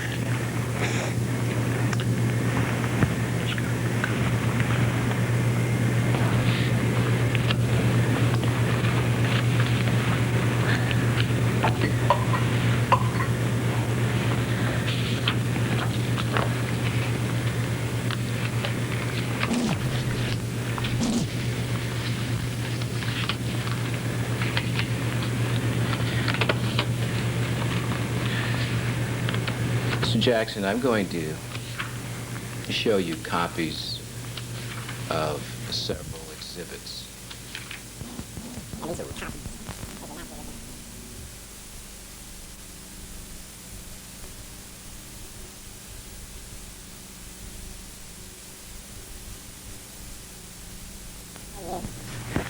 Exhibit 203, and ask you if you've ever seen that exhibit before. Exhibit 3? 203. Oh, 203, okay.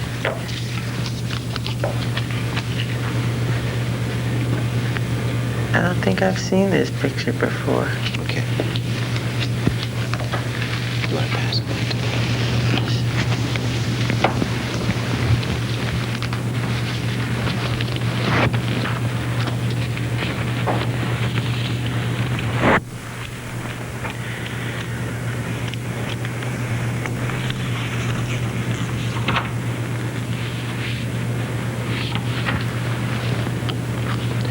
Just recall your deposition taken in this case on October the 19th, 1989.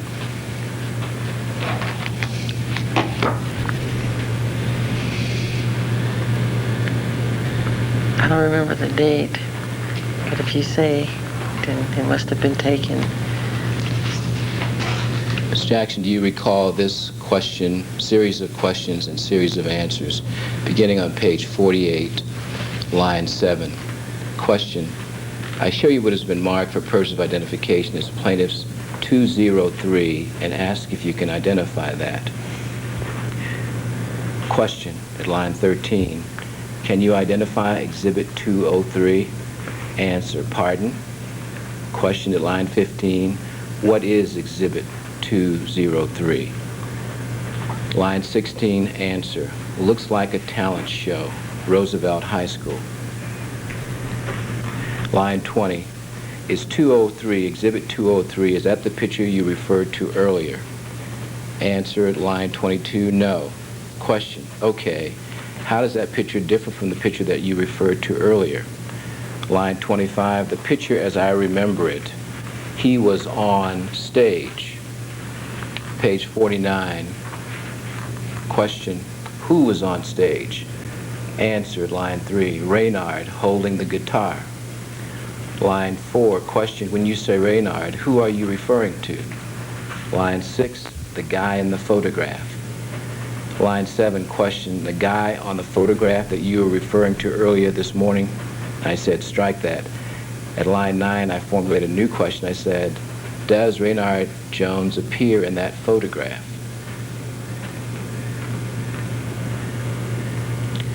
There was a discussion with your counsel, Mr. Rothstein, and myself. At line 13, you said, looks like him here. Question at line 15, okay, does he appear in that photograph? Answer, yes. Line 18, question, do you appear in that photograph? Answer, line 19, yes. Line 20, question, who else appears in that photograph? Answer at line 21, I see Tito, I see Marlon, I see Jermaine, I see Jackie, and one boy with the big ears. I think he was the drummer at the time. Line 24, the question, do you recall his name? Line 25, answer, I'm not positive. I think it was Milford or something. Page 50, question, Milford height? Answer, yes. Question, did you know Milford's brother Bob? Answer at line 5, I think I did. Okay, at line 6, did you know their mother Julia? Answer at line 7, no. Line 8, who made the cummerbunds and things that you are wearing there? Do you know? Answer at line 10, no, I don't. Line 11, did your mother make them? Line 12, she could have. Line 13, but you don't know Julia Height. Answer, Julia Height. Line 15, question, Julia Height. Answer, no, but you know Milford Height. Answer, yes, at line 18. Line 21, Mr. Jackson, with regard to Exhibit 203, do you have a copy in your personal possession? I will go back.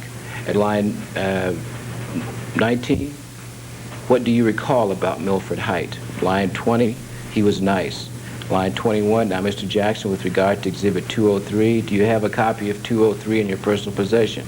No, I'd like one. Line 25, we'll see that you get one. I never. Page 51. Page 51, answer, thank you. Page 51, line 2. Now, the picture that you were referring to this morning, you said it's different from 203. Answer, yes. And one of the differences that you indicated was that Rainard Jones had a guitar. Answer, yes. What other differences? Answer, I think I was in the midst of singing, looked like in the middle of a song, looked like, and the other brother's there, and it seemed to me like he was playing. Line 13, any other differences? That's mainly it. It was a different shot, different position. Do you recall my asking?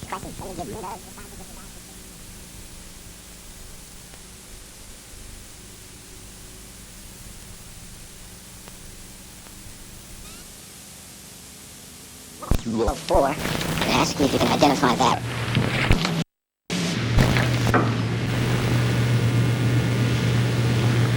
What is it? No, I don't know what it is. Okay. Do you recall at your deposition that you saw an actual photograph of 204?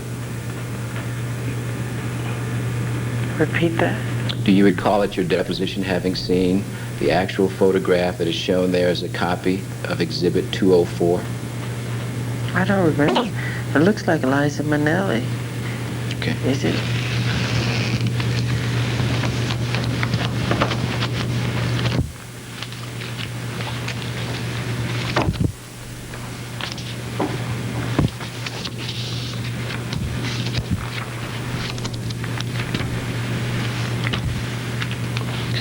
You recall at the time your deposition was taken October 19, 1989. I asked you these questions starting on page 51. On line 20. What? Okay, all right. Let me show you what has been marked for purposes of identification as Plaintiff's Exhibit 204 and ask you if you can identify this photograph. Your answer at line 24 is yes. Line 25, what do you identify it as? Page 52, Mr. Rothstein, again, will you make copies for us? Mr. Grimes, of course. The witness, that's at Havenhurst. Mr. Grimes, do you know it's at Havenhurst? I'm sorry, I think it says, how do you know it's at Havenhurst? I'm sorry, how do you know it's Havenhurst? I know that sounds foolish, but how do you know? Answer at line 8, I can see the landscaping in the pool. Line 9, are you in that photograph? Answer, yes.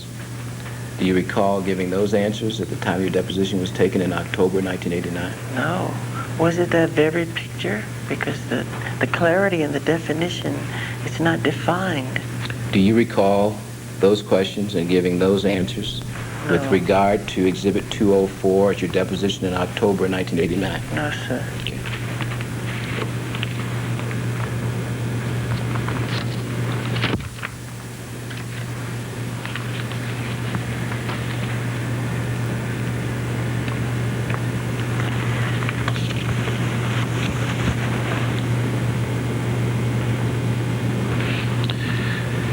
Do you recall in October 1989 these questions being asked you,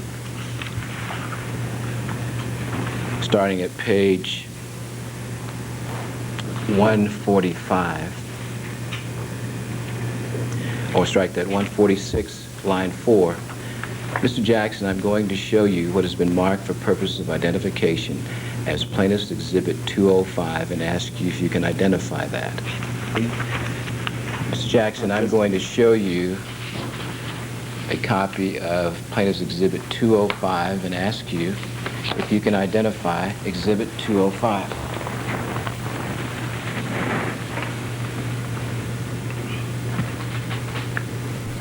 Looks like a picture of me. Is that a picture of you? Looks like it. Okay. It's hard to tell. Do you know where that photograph was taken? No.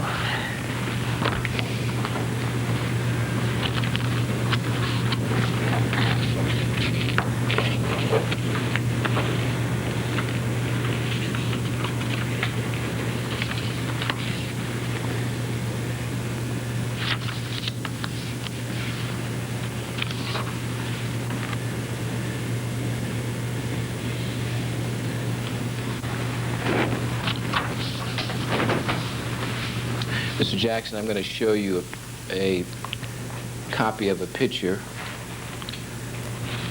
Plaintiff's Exhibit 206, and ask you if you can identify that.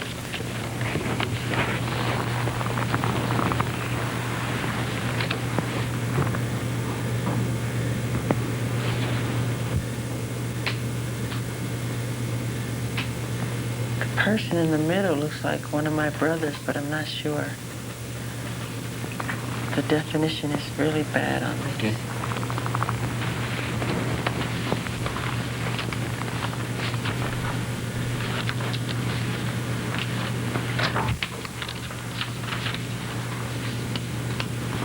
Mr. Jackson, do you recall in your deposition in October 1989 my asking you these questions?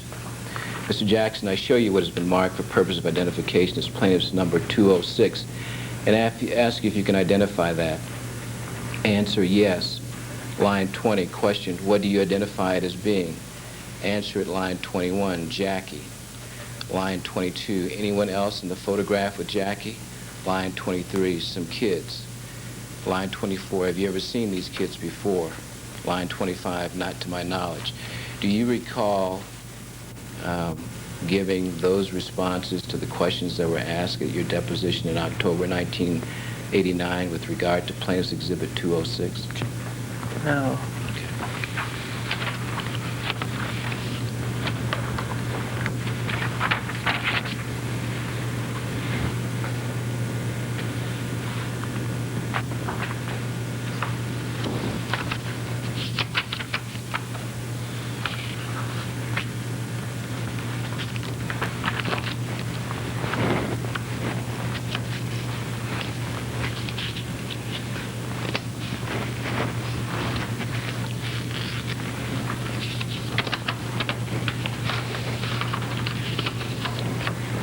Mr. Jackson, I show you what has been marked for purposes of identification as Plaintiff's Exhibit 212 and ask you if you can identify it.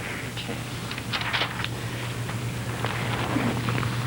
Did you say 212? Yes. You may go ahead, Mr. Jackson, and respond to my question, please.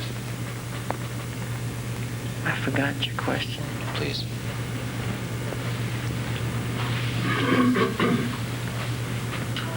Mr. Jackson, I show you what has been marked for purposes of identification as Plaintiff's Exhibit 212 and ask you if you can identify it.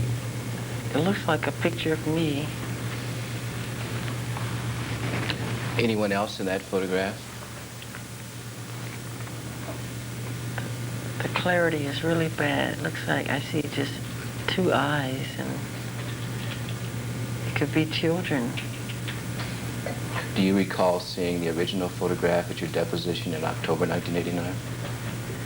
Oh, I wouldn't remember. It looks like a copy of a copy of a copy of a copy. It's really hard to tell. Well, then how do you know or whether it is a copy of a copy of a copy? The definition is really bad. You've taken copies of copies of copies before and the definitions are the same? Irrelevant. Is your answer yes or no? What's your question? You've already answered my question, Mr. Okay. Jackson. My question to you with regard to Exhibit 212, can you identify whether there are any children in that photograph with you? Looks like two children. Okay. Do you know who those children are? I have no idea. Have you subsequently learned who they are? Have I learned who they are? Yeah. No. Do you know when that photograph was taken, 212? No. But in 212, you do appear with two children, is that correct? Yes.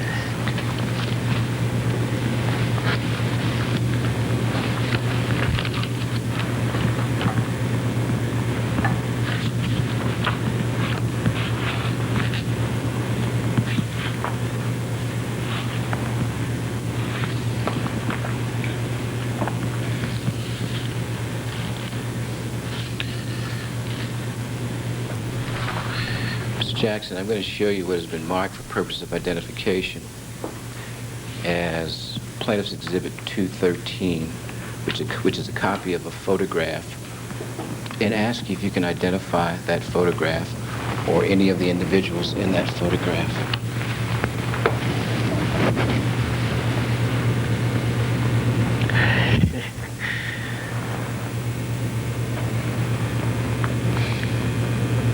Looks like Rainard Jones. Have you ever seen the other person in the photograph? Not to my knowledge.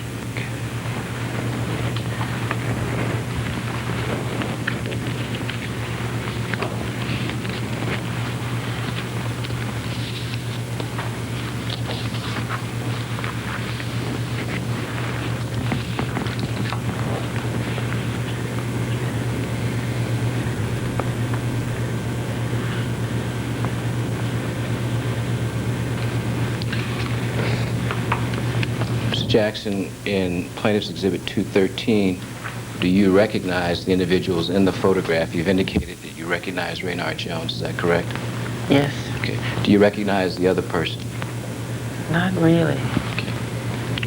Mr. Jackson, I'll call your attention to your deposition at page 148, taken in October 19, 1989, beginning at page 21. I show you what is marked for purpose of identification as plaintiff's number 213 and ask if there's anybody in that photograph you recognize. Answer at line 25, yes. Page 149, question, who do you recognize in that photograph? Answer at line 2, both of those guys. Do you recall those questions and you're giving those answers?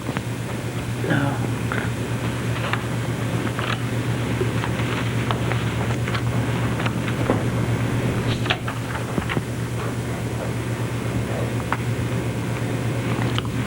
Mr. Jackson, the person in Exhibit 213 other than Rainard Jones, have you ever seen that individual other than in the picture with Rainard Jones, with Rainard Jones anyplace? Not that I can remember. Mr. Jackson, I call your attention to page 149 of your deposition. Line 5, question. Have you seen the other guy before? Line 6, answer yes. Line 7, where have you seen him? Line 8, I'm not sure. I think one time he was with Rainard somewhere. I'm not sure if it was Havenhurst or where. Do you recall the questions that the were best asked evidence and your for- answer that you gave? You find this funny, Mr. Jackson? No, it's not the situation. It's the way you pronounced Havenhurst. It's Havenhurst. You Well, said Havenhurst. well, It's not important. I But apologize if that... I apologize. I for that. apologize, too. I don't remember that, no. You don't remember giving those questions being asked and you're giving those answers? No, I don't.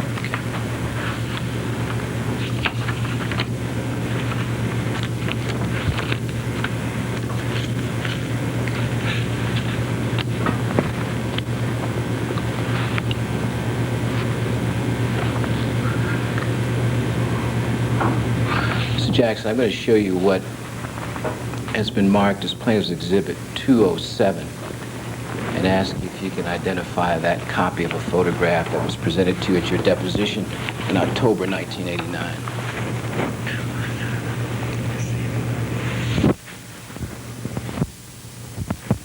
Can't make it out.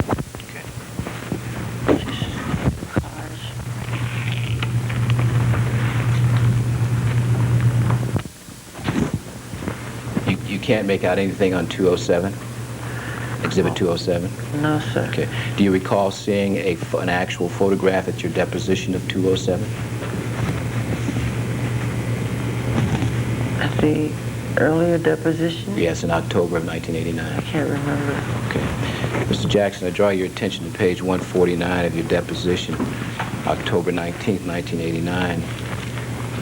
My question was, I show you what has been marked for purpose of identification as Plaintiff's 207, and ask you if you can identify that. I've got it here, it says paragraph, but it's photograph. Line 19, answer yes. Question, who do you identify that photograph as depicting? Answer line, I'm sorry, what do you identify that photograph as depicting? Line 22, looks like Rainard, Jackie, I'm not sure who's in the middle. Looks like me on the car and my tutor standing next to me. Do you recall those questions being asked with regard to Plaintiff's Exhibit 207 and you giving those answers? I wish you could see these pictures. The definition is so bad. Were they the same pictures that I saw before? Yes. I can't even see faces on them. My question to you, do you recall those No. questions and giving those answers? No. So then, is it your testimony that the information taken down by the reporter as your answers to those questions was inaccurate at the time that you gave them? It must have been accurate, but I'm not sure about the pictures. So Ooh, your bad. answers were accurate, is that correct? It must have been accurate, if that's what I said.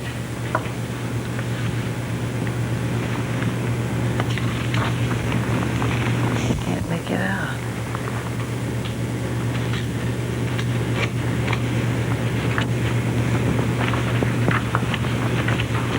Mr. Jackson, I'm going to show you what has been marked as Plaintiff's Exhibit 208 and ask you if you can identify it.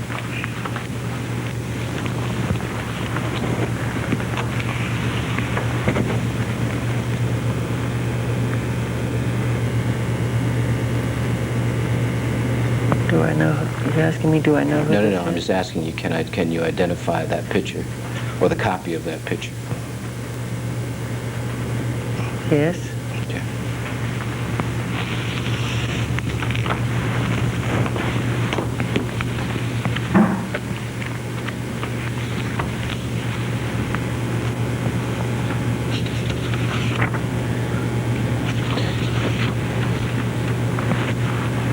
Mr. Jackson, who do you identify, or can you identify anyone in Plaintiff's Exhibit 208? Yes. And who do you identify in Plaintiff's 208? Well, it looks like one of my favorite songwriters. I'm not sure if it's him or not, but it looks like him. And who is that? One of Holland, Dozier Holland, the writing team of Motown. Anybody else? And it looks like Rainard Jones. Okay. Anyone else? There is no one else. Now, you recall when you saw that photograph at your deposition, you saw the actual photograph. Do you recall that? No, sir. Okay.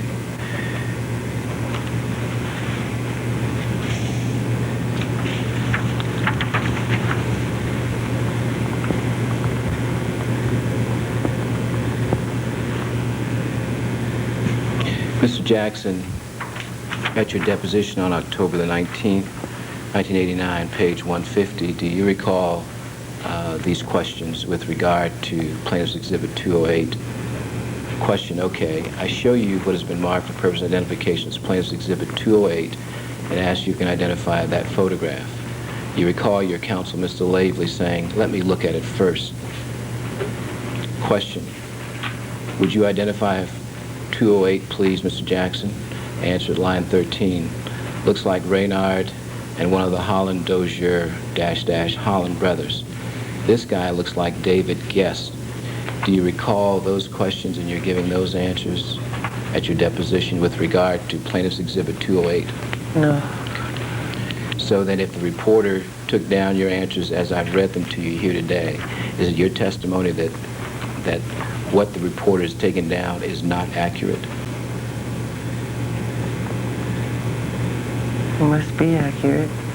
So what the reporter... The picture is cut off. You recall, Mr. Jackson, you were looking at the actual photograph. Do you recall that? No. Do you recall your lawyer asking to look at the photograph prior to it being shown to you as No. 208? Okay.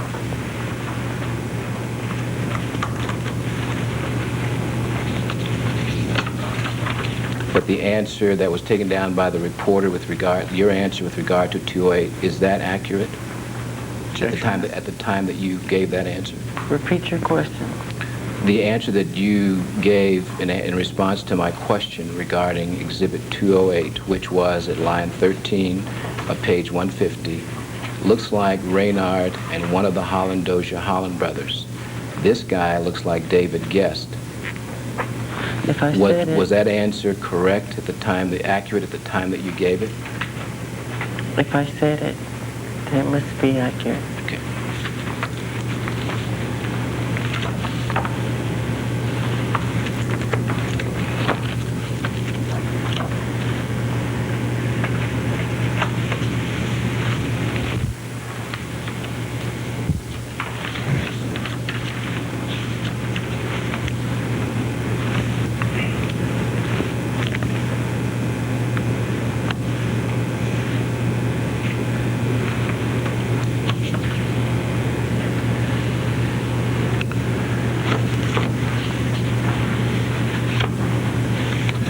Jackson, I'm going to show you what has been marked for purpose of identification as Plaintiff's Exhibit 209 and ask if you can identify it. That is a copy of the photocopy of a photograph.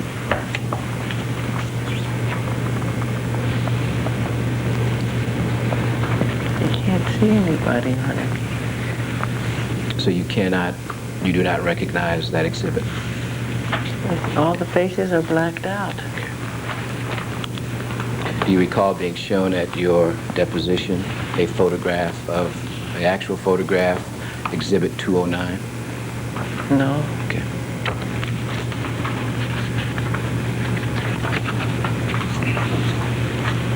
Mr. Jackson, I call your attention to your deposition dated October 19th, 1989, page 152. Do you recall this question? At line 14, I show you what has been marked for purposes of identification as Plaintiff's Exhibit 209 and ask if you can identify that photograph and the individuals in that photograph. Line 18, answer, it's some of the Jackson family. Line 19, could you name them? Line 20, I see Tito, I see Janet, I see Michael, I see Marlon, I see Randy, I see Jackie, and I would be guessing, but it looks like a piece of Jermaine's head. I'm not sure. Do you recall those questions and answers with regard to Plaintiff's Exhibit 209? Do you recall those questions and those answers which you gave with regard to Plaintiff's Exhibit 209? I don't remember, but it couldn't have been the same picture. My question to you The is... faces are all black. That is complete blackness on the faces. My question to you is, do you recall at the time that your deposition was given on October 19th, 1989, giving those questions and those answers with regard to Plaintiff's Exhibit 209? No, I don't. Is it your contention today that the reporter did not accurately take down your answers to my questions on page 152 concerning Plaintiff's Exhibit 209? Do you mind repeating your... Okay. Question, is it your contention today that the reporter did not accurately take down your answers to my questions on page 152 concerning Plaintiff's Exhibit 209? If I said it, then it must be accurate. But I don't understand because I can't see the faces. It must have been a different picture.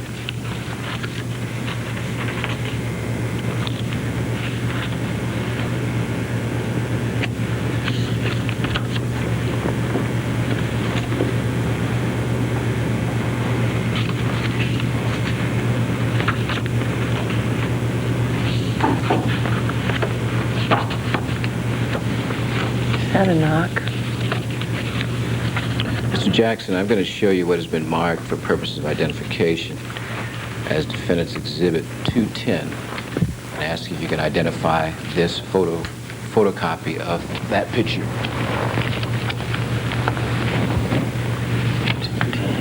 I'm sorry, Plaintiff's Exhibit 210, right? Yes. And what's your question? Mr. Jackson, I'm going to show you what has been marked for purposes of identification as Defendant's Exhibit 210 and ask you if you can identify this photocopy of that picture. Looks like a picture of my brother, Jackie, and a picture of Rainard Jones. Okay. I misspoke when I indicated to you Defendant's Exhibit 210. What I meant to say was Plaintiff's Exhibit 210. Would that in any way cause you to change your answer to my question? No.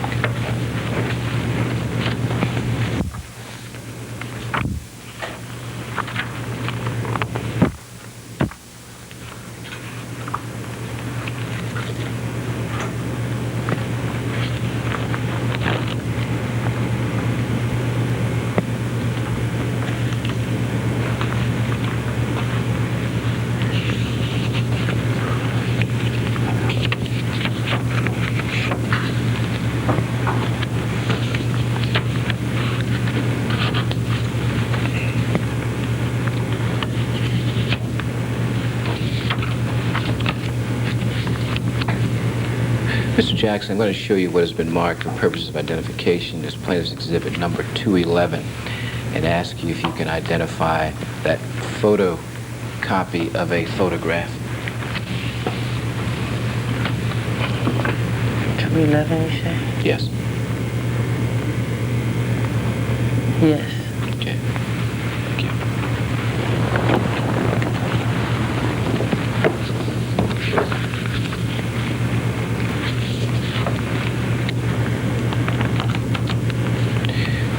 And who do you identify as appearing in Plaintiff's Exhibit 211? Well, it looks like Jermaine, Hazel. Can I see it again? Yes. Just to make sure.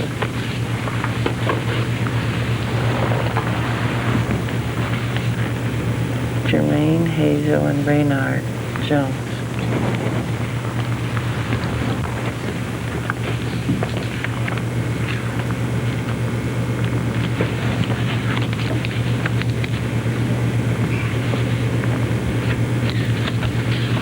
Mr. Jackson, do you know where Plaintiff's Exhibit 211 was taken? No. Do you know who took Plaintiff's Exhibit 211? No. Mr. Jackson, I'm going to show you what has been marked for purposes of identification as Plaintiff's Exhibit 215, which is a photocopy of a photograph and ask you if you can identify Plaintiff's Exhibit 215. 215.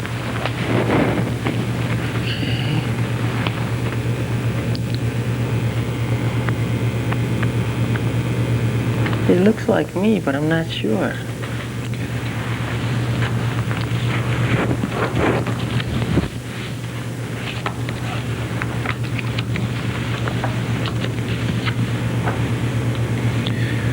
Is it your testimony that you cannot identify the person in Plaintiff's Exhibit 215? Well, to be honest, in the past I've seen pictures of impersonators that I thought was myself, and it wasn't myself. And with the definition of that picture, it's hard to tell because the clarity is very bad. So is it your testimony that the person appearing in Plaintiff's Exhibit 215 may be an impersonator? I'm not sure, sir. Is it your testimony that you do not appear in Plaintiff's Exhibit 215? I'm not sure. Mr. Jackson, taking you back to your deposition of October 19th, 1989, page 155, question at line 16. Mr. Jackson, I'm going to show you what has been marked for purpose of identification as Plaintiff's Exhibit number 215 and ask if you can identify that. Answer, yes. Question at line 21. Can you identify the person in that photograph? Answer at line 23, it's me. Do you recall those questions and you're giving those answers at your deposition in October 1989? If I said it, then it must be accurate, but it had to be a better picture than that. I can't see that.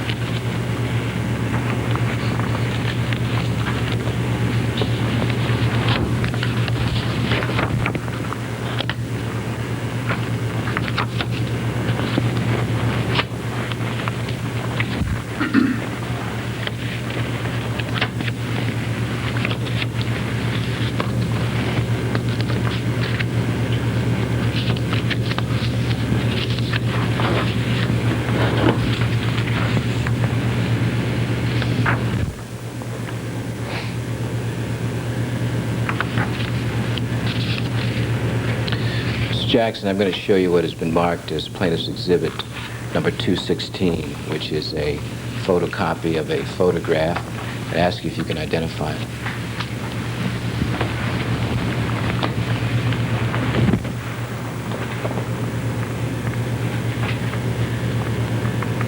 Well, to me it looks like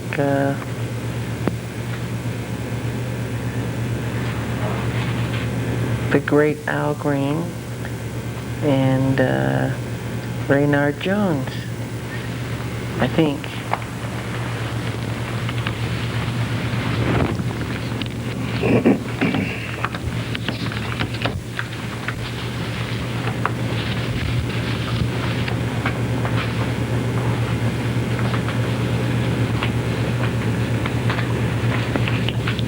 Is that you think that the other person in the photograph is Rainard Jones, or is the other person in the photograph Plaintiff's Exhibit 216 Rainard Jones?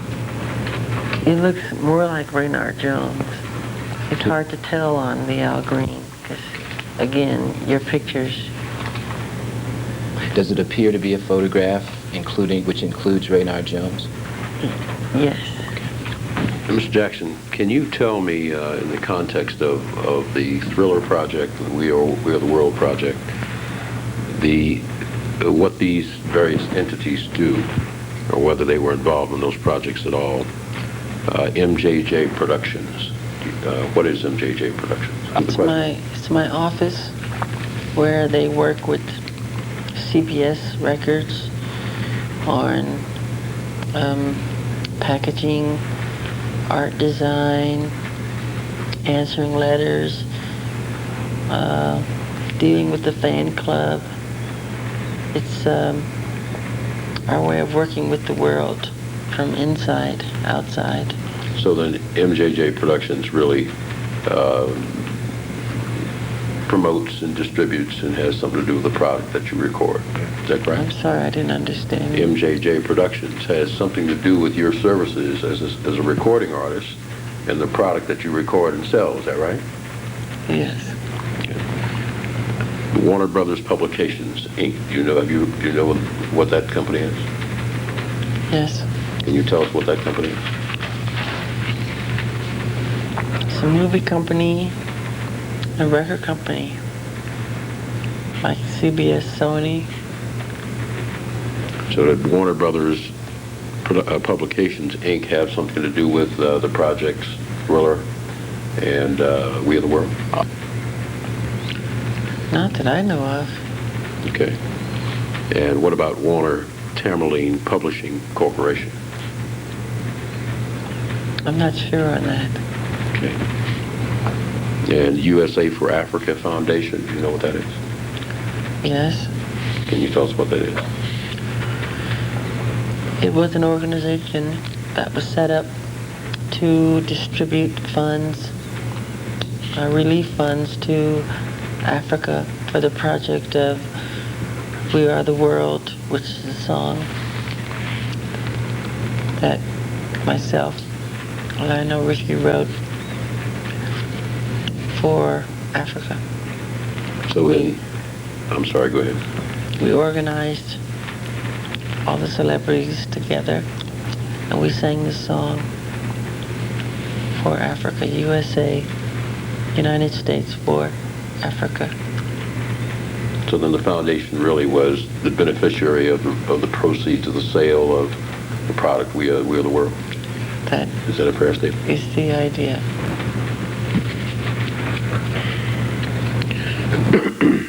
And how about My Jack Music? I'm not sure if My Jack exists anymore. It's a publishing company. It was a publishing company. But you're not sure it exists now? I'm not positive. Did it exist at the time that Thriller was distributed as an album? I think so.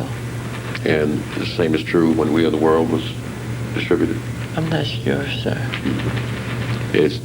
Was My Jack or is My Jack your publishing company, music publishing company? Is it my publishing company? Was it when it was in existence, yes. or whether it is still in Yes. existence, your publishing company? Yes. Okay. And you don't know whether it still exists? I'm not sure. Do you know when My Jack Music was formed? No. But when it was in existence, it was wholly owned by you? Yes. Did you have a publishing company before My Jack? I think My Jack was the first one. Okay. Do you now have another publishing company now? Yes. What is the name of that publishing company? Well, there's ATV Music. ATV Music? Yes. Okay. And it's a publishing company? Yes.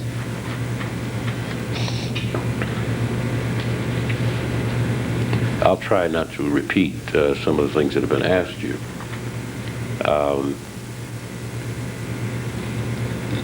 Was there a time that you were the lead singer of the Jackson 5? Yes. And was that during the time that the Jackson 5 was under recording contract to Motown? We were in the Jackson 5 before signing with Motown. But you were the lead singer during the time that the Jackson 5 was signed to Motown.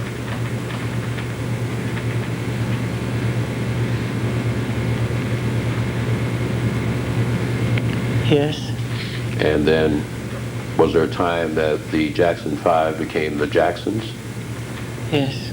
Were you the lead singer of the group known as the Jacksons? Yes.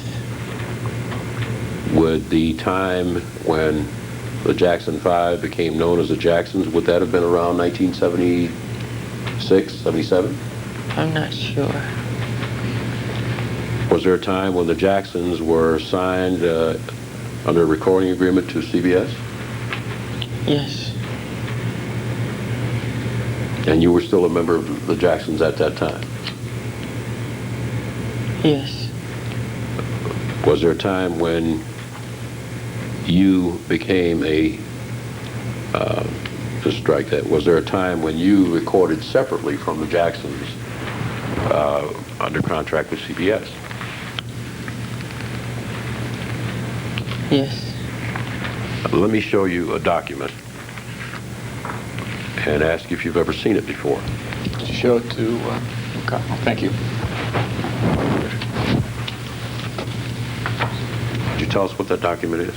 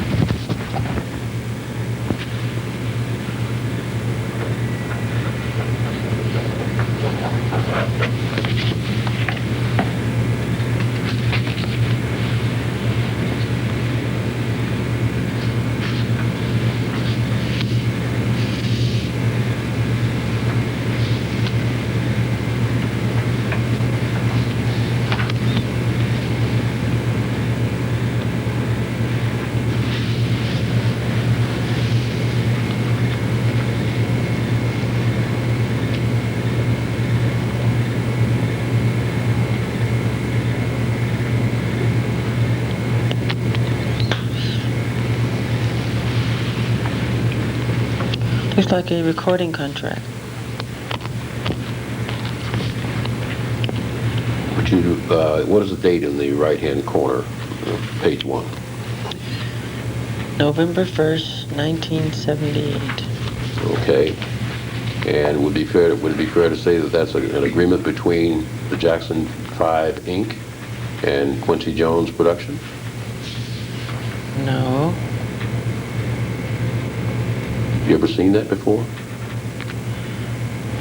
I probably have, but I don't remember. I saw a million papers. I'm sure. Let me ask you to turn to the last page.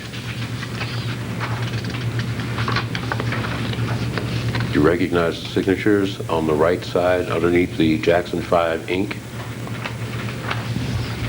Yes. Can you tell us what whose signatures those are? The first one looks like Joseph Jackson. It's kind of hard to see. The second one looks like Michael Jackson. And does that look like your signature? Yes. Okay.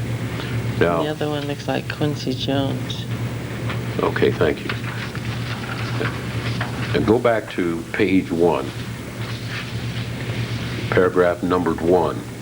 Could you read the last sentence in that paragraph, please?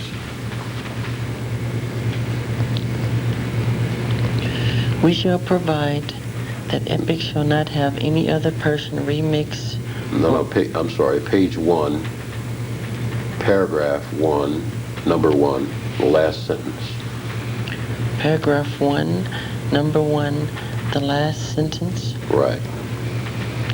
It's right here, isn't it? Starts out the time. Paragraph, I'm sorry. The time and place of recording such masters, the selection of compositions to be embodied thereon, and all individuals rendering services in connection with the recording of the masters shall be mutually agreed upon by you and artists. Okay. Now, was this the agreement that was signed with Quincy Jones Productions for the production of your first solo album? Now, do you recall, Mr. Jackson, that this was the, and I'm interested in refreshing your recollection about the time, November 1st, 1978. Okay. Would this have been about the time that you were signed to do your first solo album? I'm not sure. You're not sure? No. Okay. Do you remember what year it was that your brothers and you signed with CBS as the Jacksons? No.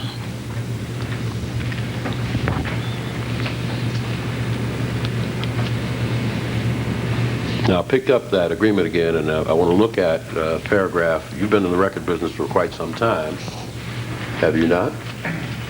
Quite some time. And do you understand that second sentence in paragraph 1 to say that when it says selection of the compositions, do you know what that means? Sure. What does that mean? The selections choosing the songs. Right, and that means, and does that mean that this agreement says that the choice of the right to choose the songs is between you and Quincy Jones mutually? Mutual agreement, yes. Right. Okay. We do it together. All right.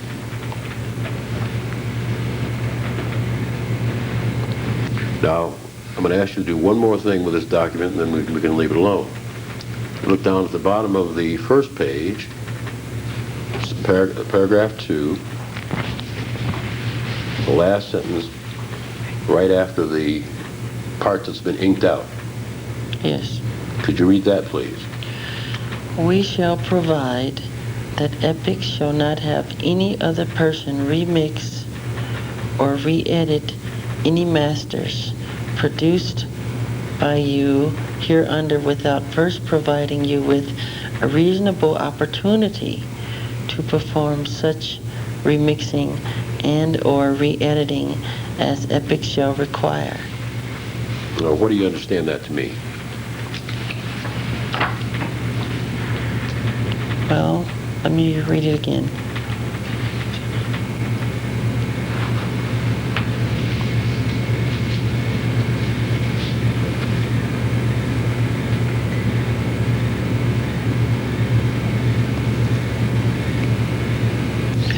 Well, it says without providing a reasonable opportunity to perform such remixing and or re-editing as Epic shall require. It's just saying that Epic, that it's between Quincy and myself to remix or re-edit the songs on the album. And if any other outside person comes in and wants to work on the album, it has to be in agreement with us. Right now, in your experience in the record business, would it be fair to say that under this agreement, Epic would have final approval on the mix, on the edit? Is that true? Doesn't the record company always have the right to approve the mix and the edit? Objection. On the final master? Not the final.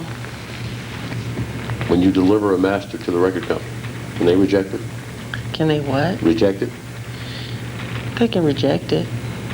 That's fine. That's all I wanted to know.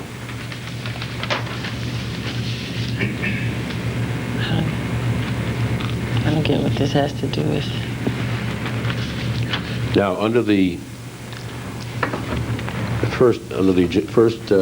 Jacksons' first contract with CBS as recording artist, do you recall whether or not the Jacksons had the right to, under that contract, to provide or to supply music or to produce a certain number of songs per album? Under the Epic contract? Yes. I'm not positive, but I think we had the right to 3 songs per album. Do you recall who produced the first CBS album on the Jacksons? Yes. Who was that? Gamble and Huff. And you recall how many tunes, you're saying 3, that the Jacksons had the right to provide on that album? I sang 3 that the Jacksons... Did you just say 3 or... in writing. Yes. In writing 3, yes, that me and my brothers. I'm not positive, but as I think. All right, you say in writing, but is there a difference then? You're saying that the contract provided that you had 3, but in reality you only had, you had another number? Is that what you're saying now? No, it was the way you worded it that confused me. Well, what I'm trying to find out is, on the first album of the Jacksons, under the CBS contract, how many tunes did you have the right to provide on that album? You remember? I think it was 3. You think it was 3? Now, Did that mean that you had the right to write 3 tunes, find 3 tunes from somebody else, or what did that mean? Write 3 tunes. Okay. And did the Jacksons write 3 tunes on that album? Yes, we did. Do you recall the name of that album, the first album? I think. I'm not Would it sure. have been Going Places? It could that have the been. first name? Or Destiny. I'm not sure. Now, how did, if you had the contractual right to have so many songs on the album, and let's say 2 or 3, do you recall how many songs that you guys wrote for that album? I don't remember. You don't remember. Normally, in your experience in the business, if you're going to have so many tunes on an album, how many songs would you put together for final selection? How many songs would we write for the album?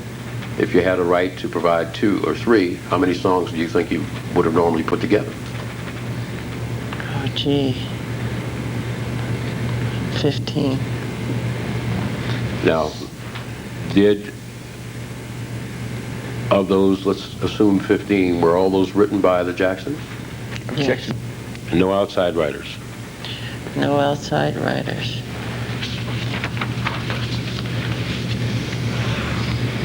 Do you recall a tune named Blues Away? Yes. Who wrote that? I wrote that one. Was that solely by yourself or with your brother Randy? Solely by myself, as I remember. How about a song called Different Kind of Lady? What about it? Do you recall that song? Yes. Who wrote it? I think it was credited as the Jacksons. Who wrote it?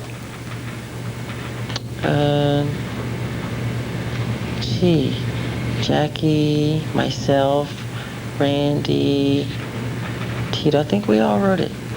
We all wrote it. By the way, did you guys have a publishing company at that time? Yes. What was the name of the publishing company? I'm not sure. Was the publishing company owned by the Jackson 5? Yes.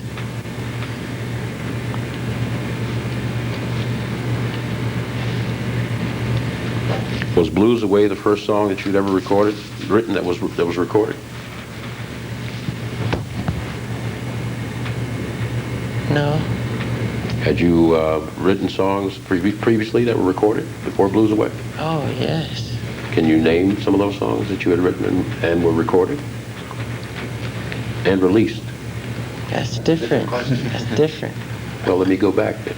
Was Blues Away the first song that you had written that was recorded and released? Yes. Well, we saved ourselves a lot of We time sure there. did.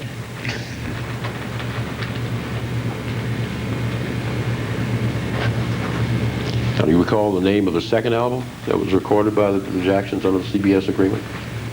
Gee, I'm not positive. I don't know if it was Triumph or Destiny or Going Places. I'm not sure what order.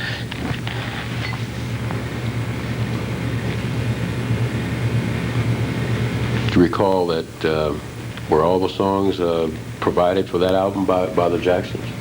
I mean the second CBS album. You understand my question? What's the name of the album? Well, what if I told you it was Destiny? Would that sound inaccurate? I'm not positive. All right, for the Destiny album, then, do you recall how many songs were there any songs provided by outside writers on Destiny? I'm not sure.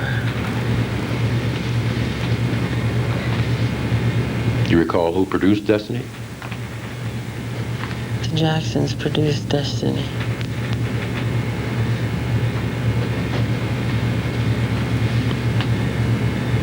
Would it be safe to assume that the Jacksons produced it and they had a right to provide all the songs on that album? I'm not sure.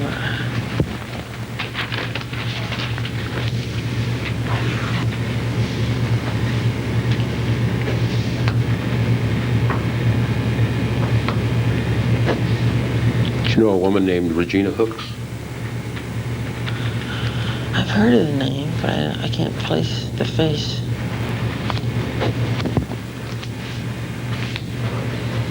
Did she provide any songs for the Destiny album? Not that I know of. Has she provided any songs for any of the Jackson's albums? I don't even know who she is.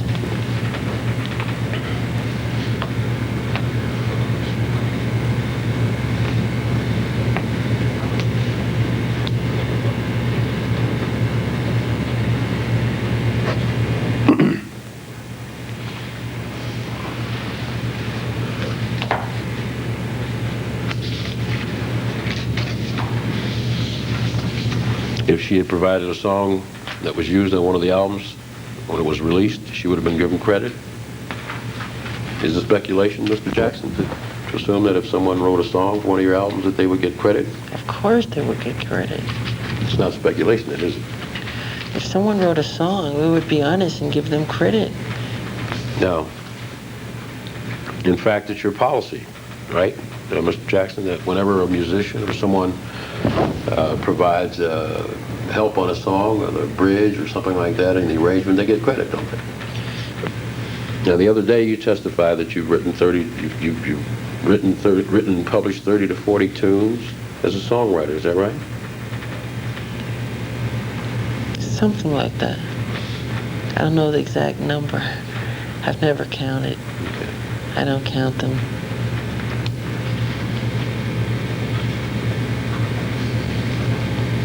So when you write a song, that song is, and it's not co-written by anybody else, excuse me, with anyone else or collaborated with.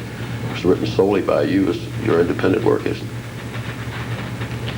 I'm sorry, I didn't understand. There's a song that you write that you take sole credit for.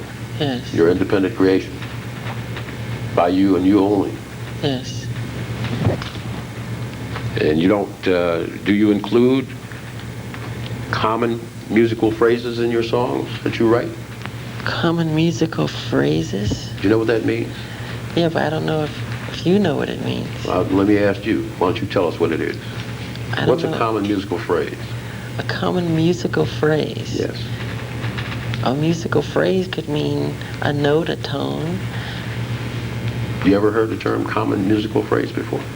Yes, but the way you put it in your question, it was different. So I wasn't sure if I understood what you meant. Okay, well, let me ask you.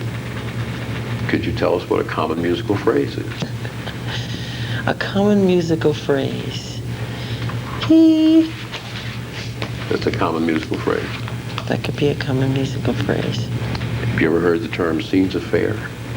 Pardon? Scenes of fair. Have you ever heard that term before? Scenes, spell it. S-C-E-N-E-S. Yeah. Little line. Right. Affair. Spell it. A-F-A-I-R-E. Have you ever heard the term Scenes before? affair. No, I never heard that. Okay.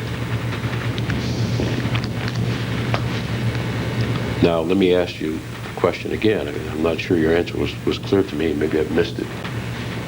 When you write a song, that's your sole song that you take credit for by yourself. Yes. Do you use, is that song independently created by you? Do you understand the question, Mr. Jackson? Absolutely. Okay. Songs that I take credit for on my albums that say written by Michael Jackson are written by Michael Jackson. And Michael Jackson alone, right? Michael Jackson alone. I wouldn't cheat anybody out of credit. I'm not suggesting you cheat anybody on anything, sir. I mean, I'm an just honest asking you a question. person. I'm going to ask you a question, give you a list of songs, and I'm going to ask you some questions about each one of them. Okay. You ever heard of a song called She's Not a Girl? Yes, Who wrote it? I wrote it. Was it released? Pardon? Was it recorded and released? It was recorded but never released.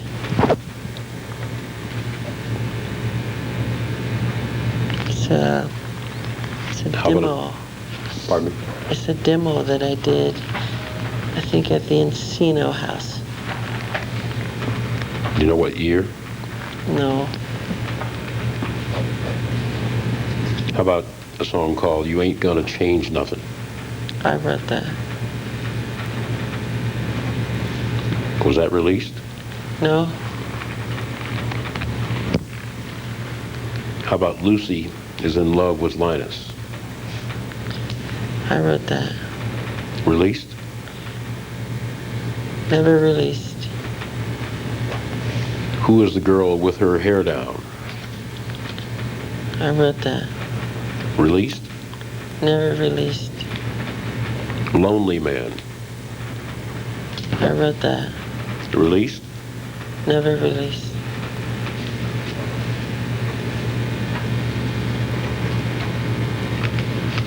Going to Rio? Going where? Going to Rio. Going to Rio. I wrote that. Released? Never released. Recall when you wrote it?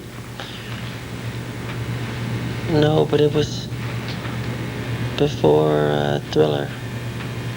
Before Off the Wall.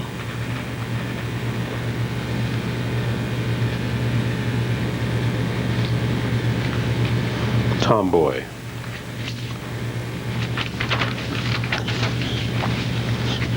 I wrote that. Released? Never released. You know when you wrote it? I wrote Tomboy for the Bad album. That was after Thriller. So I don't know the dates. Buffalo Bill? Buffalo Bill was written after I wrote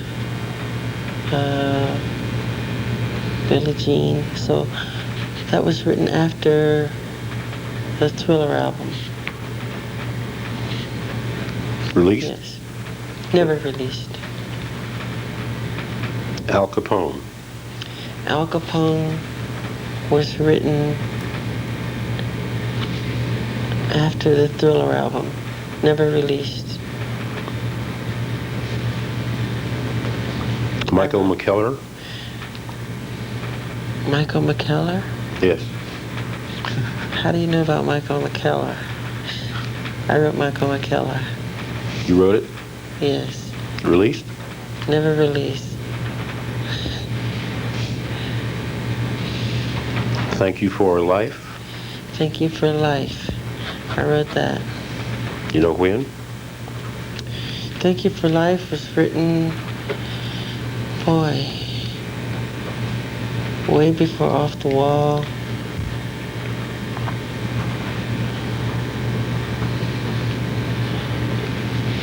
I don't know the date, but it had to be around, if I could guess. Would you like for me to guess?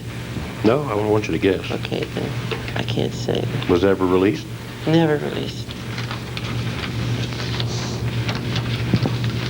Much Too Soon. I wrote Much Too Soon. Released? Never released. What a Lonely Way to Go. I wrote that one. You know when?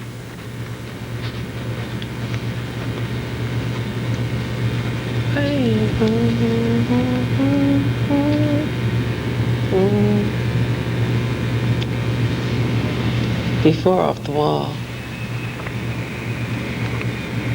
Released? Never released. Who Do You Know? I wrote Who Do You Know? Released? Never released. You Are a Liar. I wrote You're a Liar. Released? Never released. Cry. I wrote Cry. Released? Never released. Make a Wish.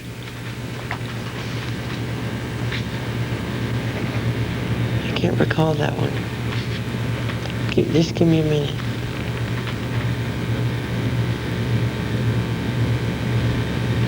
I can't recall that one. Crack Kills. I wrote that one. Released? Never released. Free? I wrote that one. Released? Never released. Fly Away? I wrote that one. Released? Never released. Children's Hour. The Children's Hour?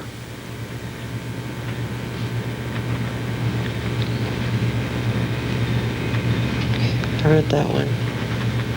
Was that released? Never released. Baby Smiles? I wrote that one. Released? Never released. A Baby Smiles? I wrote that one. Same one. Sister Sue? I wrote that one. Released? Never released. Little Susie? I wrote that one.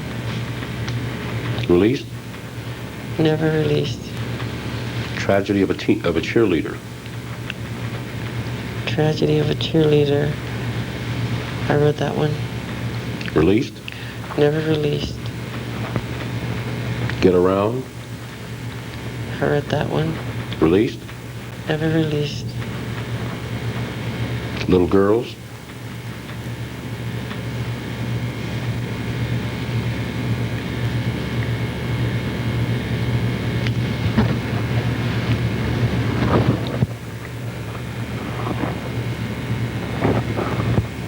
I can't recall that one. In the Valley? I wrote that one. Released? Can you hold on a second?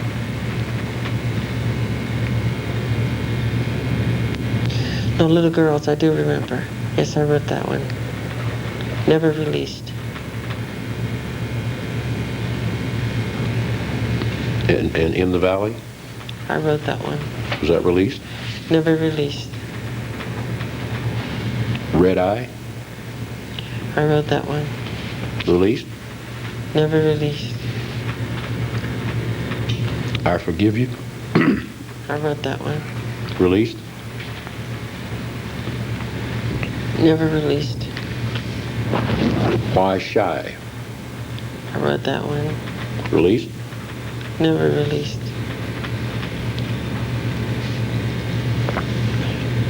I Have This Love of Me?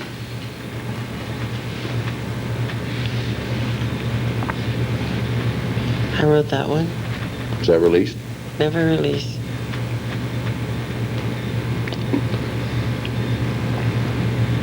Lama Lola? I wrote that one. Released? Never released. California Grass? I wrote that one. Released? Never released. Kentucky? I wrote that one. Do you know when you wrote that one?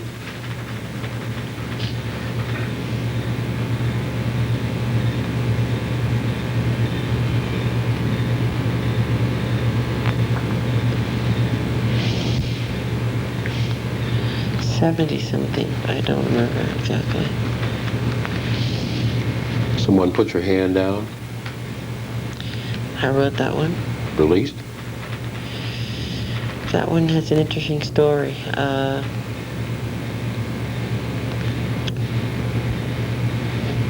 wrote the original, and then it was changed, in which I co-wrote it with Teddy Riley. And it was released, but through some type of Pepsi contest, a limited edition of it was released. Do you know what year that was? I think it was last year, wasn't it? I think.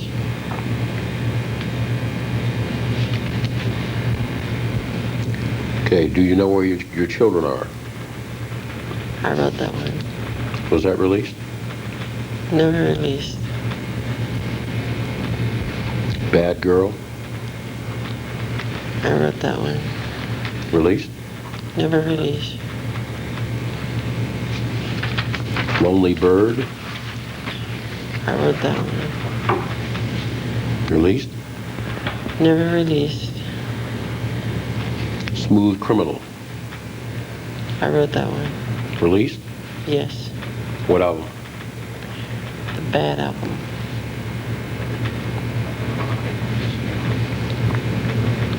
PYT, the original version.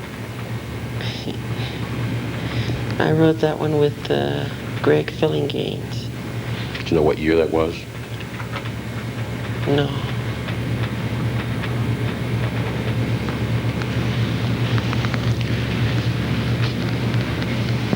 Cheater,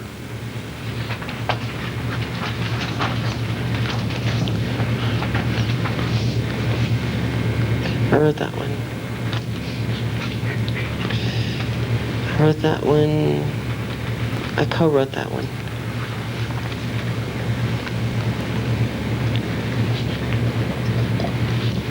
was it released? Never released.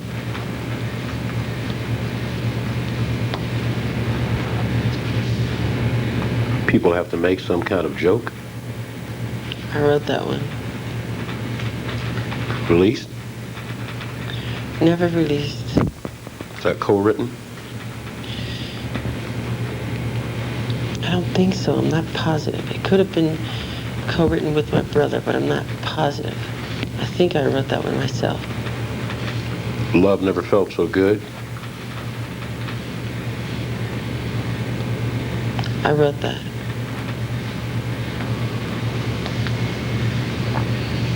Released? Never released. You have a co-writer? Give me a minute to think.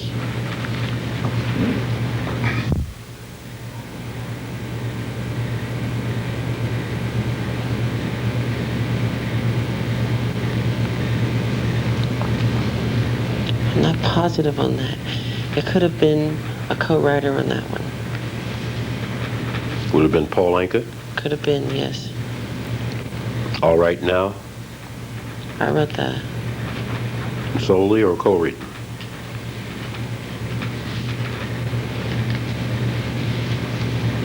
I think I wrote that with my brother.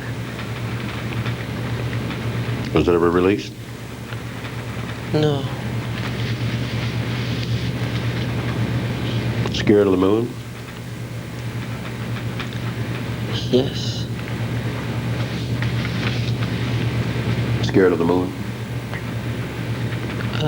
Never been released. Co-written.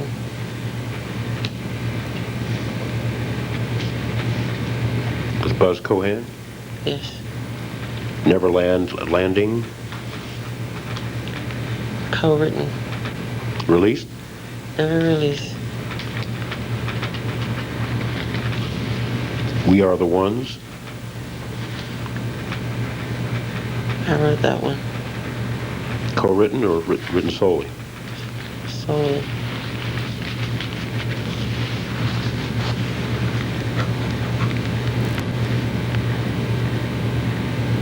Released? Never released.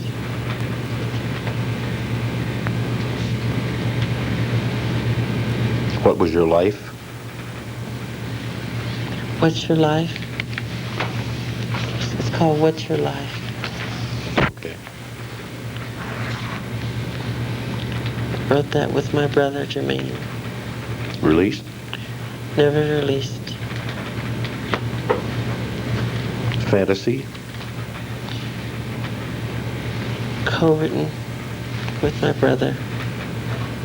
Released? Never released. The Sky Is the Limit?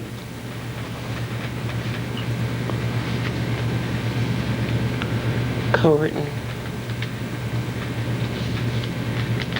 With whom? My brother. Released? Never released. Saved by the Bell? Co-written with my brother. Released? Never released. Chicago, 1945? Co-written. Released? Never released. Make or break? Co-written. Released? Never released. Turning me off? I wrote that co-written. Released? Never released. Sunset Driver? Co-written. Released? Never released. Far, Far Away? I wrote that. Released? Never released. Did you have a co-writer on that one? Not that I can remember. State of Shock? Released.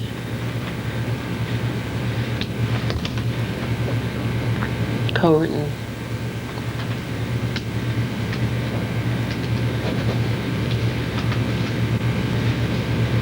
Get on the Floor? Released. Co-written.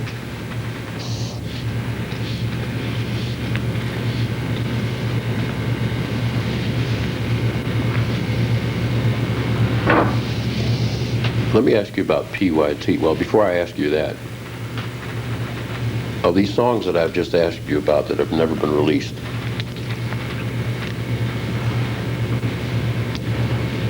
do you recall how far back they go in terms of time when you first wrote them? Some of them. What would you say is the furthest one that goes, the one that goes back the furthest? Thank You for Life.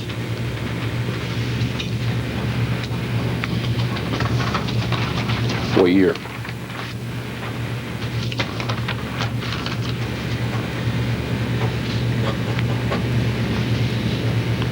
'73, '74, something like that.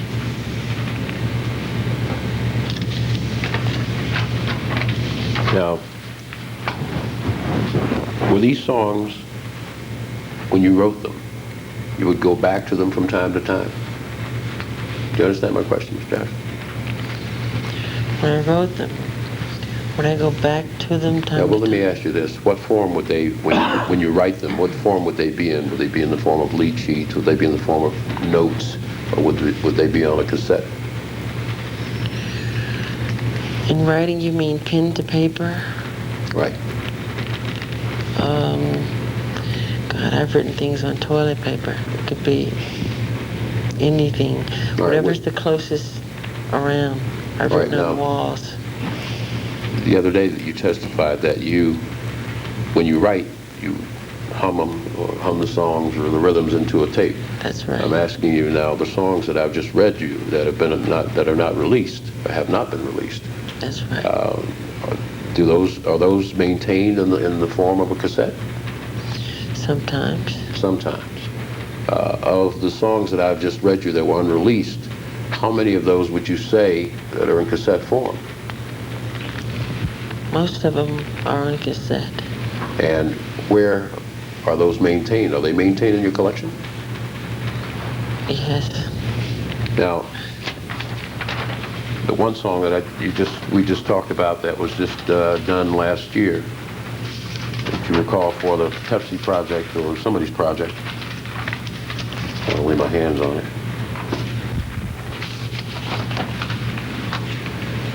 Someone put your hand out.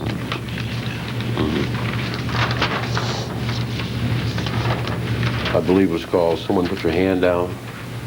Hand out. Right? That was changed, you say, but it was co-written with Teddy Riley. Yes. Was it originally co-written with Teddy Riley? No. So then, was it in that form, a cassette form, and you went back and pulled it out and dressed it up with Teddy, and you just did things to it? Yes. I wrote it originally years ago, then put it out, and Teddy loved it, I loved it, and we made some changes. Just changed the verse. And I gave him co-writers credit. Okay. Now, we've talked a lot about your collection. let's try to nail this down.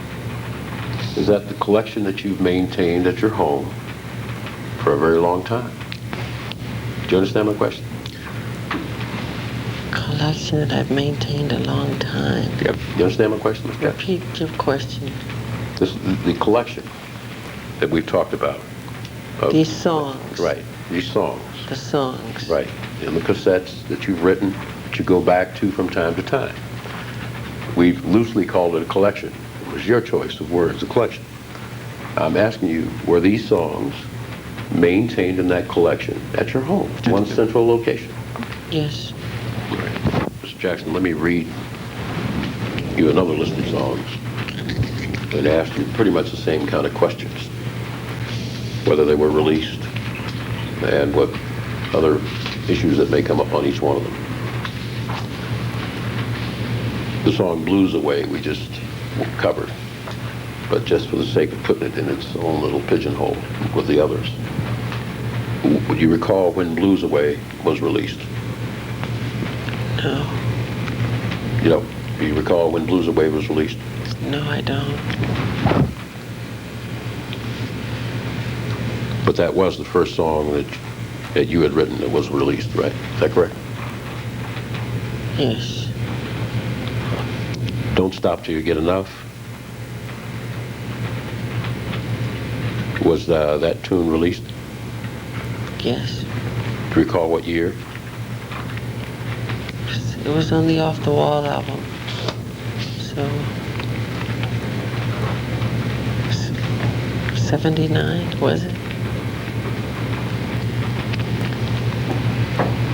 Did Greg Filling Games do something on that song? Yes. The bridge. Da da da da da da da da da da da da da da. He No. created that. Okay. Was he given credit for that on that album? Or that song? Yes, he was. What was that, co-arranging or arranging or co-written? Arranging, just arranging. Working Day and Night? And Night? What about it? When was that released? That's the Off the Wall album again. I think 79, not sure.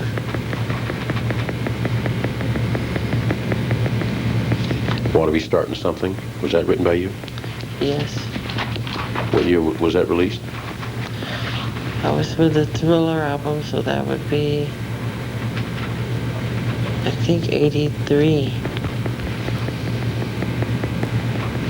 Billie Jean, was that written by you? Yes. And was that released? Yes, Billie Jean was released. What album was that? Thriller album. Beat It? Is that released? That was released. Written by you. I wrote Beat It also, yes. What album was that? That was the Thriller album. The Girl Is Mine? Yes, You wrote that? yes. And was that released? That was released. Which album? Thriller album. First single.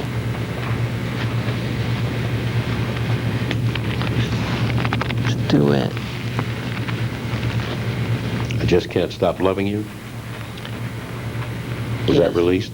Yes, Was it written by you? yes.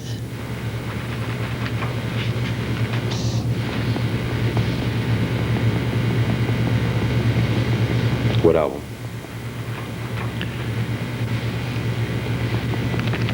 Bad album. And Bad, was that written by you? Yes, What album? bad album. Do you recall the year? No, Beg your pardon? no, No. The Way You Make Me Feel? Did you write that? yes, Was that released? yes. What album? Bad. Dirty Diana? I wrote Dirty Diana. Was that released? Yes, What album? bad. Speed Demon, did you write that? Yes, What album did it appear on? Bad album. Liberian Girl? Did you write that? Yes. And was that released? Yes. What album? Bad album. Muscles, did you write that? Yes. Was that released? Yes. By whom? Diana Ross. What year? Do you know? I don't remember.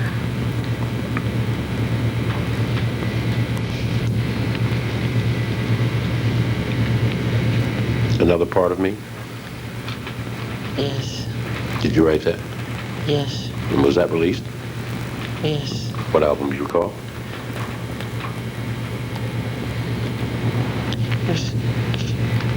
First release for Captain EO, which was a short film. I think it was for the Bad album.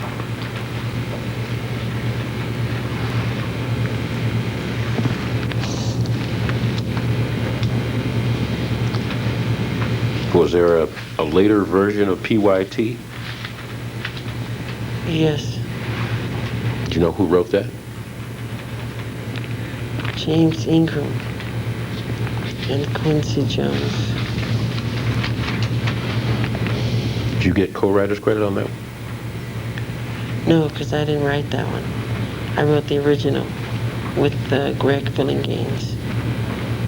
What happened to the original? Quincy wanted a fast song. Mine was mid-tempo. Now, I'm going to ask you, of the following songs, and I'll read them rather quickly. I'll ask you one question about them.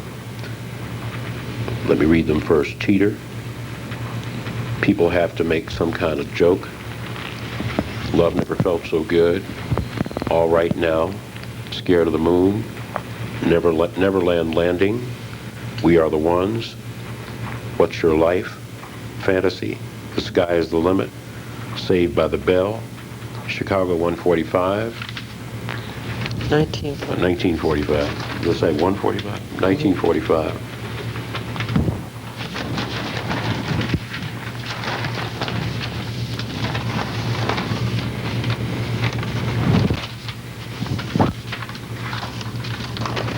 Of those songs, and excuse me, let me add Sunset Driver, Far, Far Away, and State of Shock.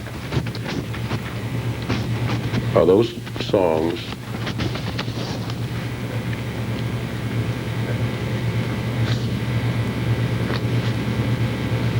in the portfolio of a publishing company? You understand the question? The first time you asked me about Far, Far Away, did I tell you I didn't remember it? You said you couldn't remember whether you wrote that yourself or it was co-written. I remember it now. It was co-written. Do you know who the publishing company is on those songs? No. Is it your publishing company? Yes, but I don't know the name.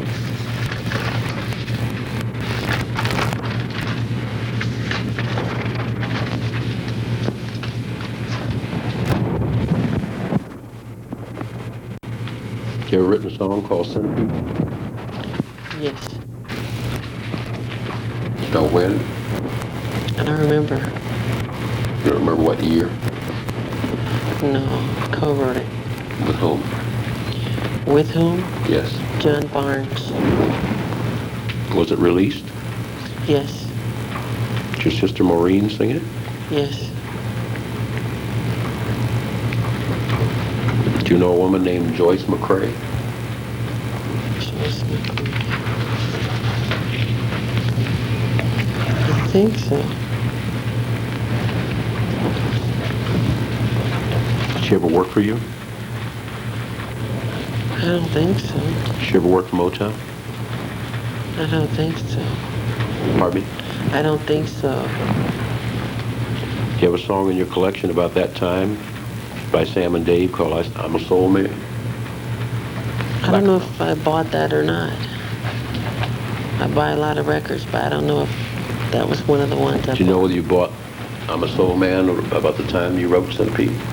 Gee, I wouldn't know. I beg your pardon? I wouldn't know.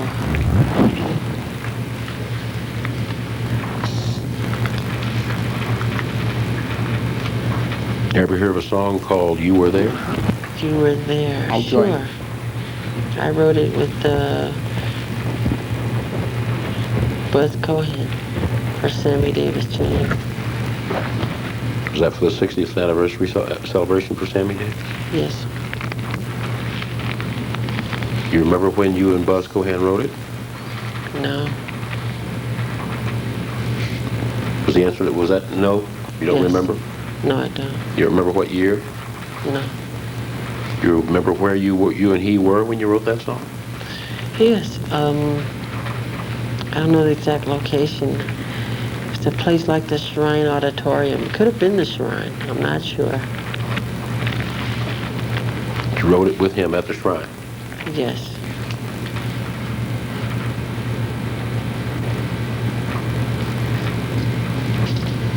Is that also in the portfolio of your publishing company? Yes.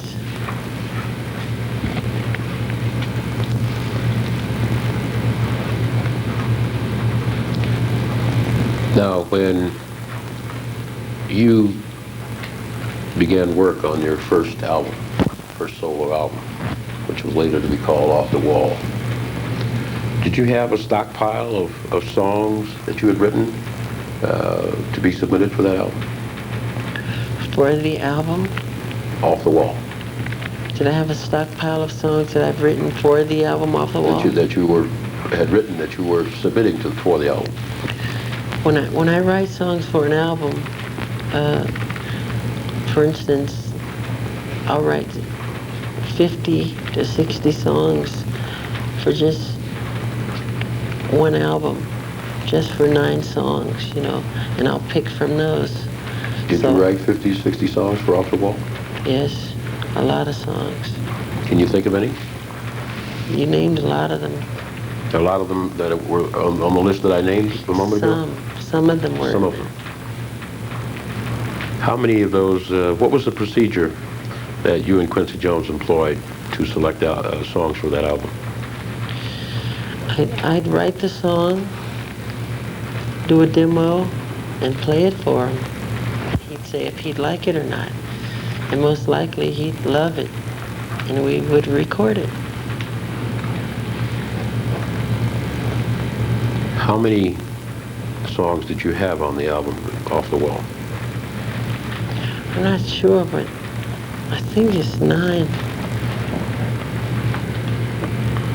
How many of those 9 were yours that you wrote? Don't stop till you get enough.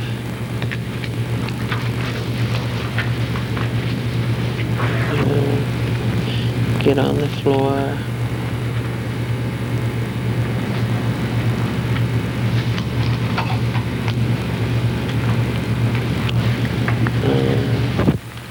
Working day and night.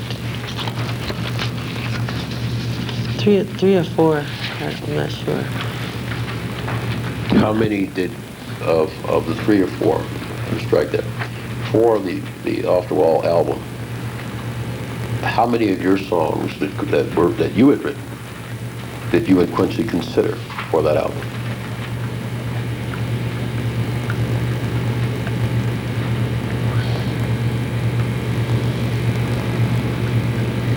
I don't remember. So a moment ago you said you'd write 50 songs, about 50 songs for a 9-song album. That's right.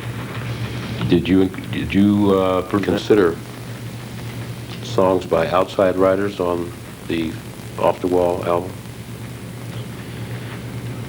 Oh boy, yeah, She's Out of My Life was written by Tom Baylor, who I've known for years and years, and is an old friend. Any other outside writers? Paul McCartney.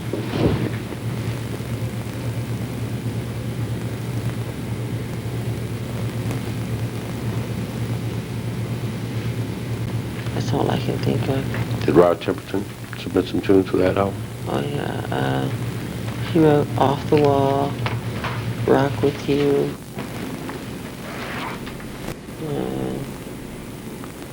Burn This Disco Out, something like that. Can't think of any. When did you first meet Rod Temperton? I don't remember. You don't remember? No. I meet so many people. I'm sorry, I didn't hear you. I meet so many people. Well, you did meet Rod Temperton during the course of the Off the Wall project, did you not? Yes. Was that the first time you met?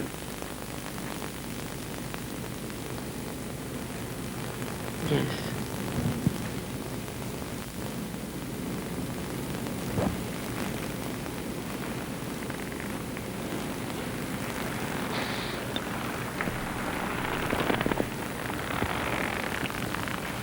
Would that have been sometime 1978, 79? I'm not sure. Mr. Jackson, between the Off the Wall album and the Thriller album, did you meet with Rod Temperton in a hotel in London?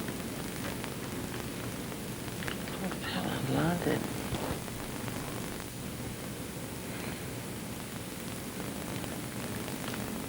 Sorry, I don't remember that.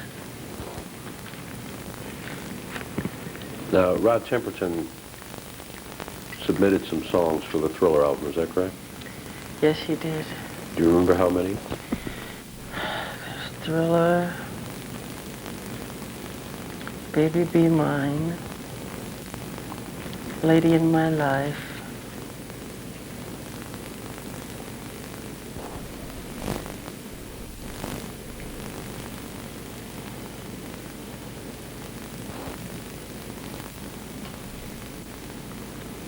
I think it's those three.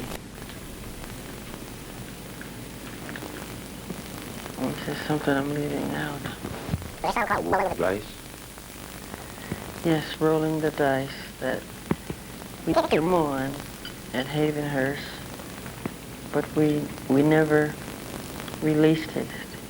We didn't think it was strong enough. Was there another song called Hot Street?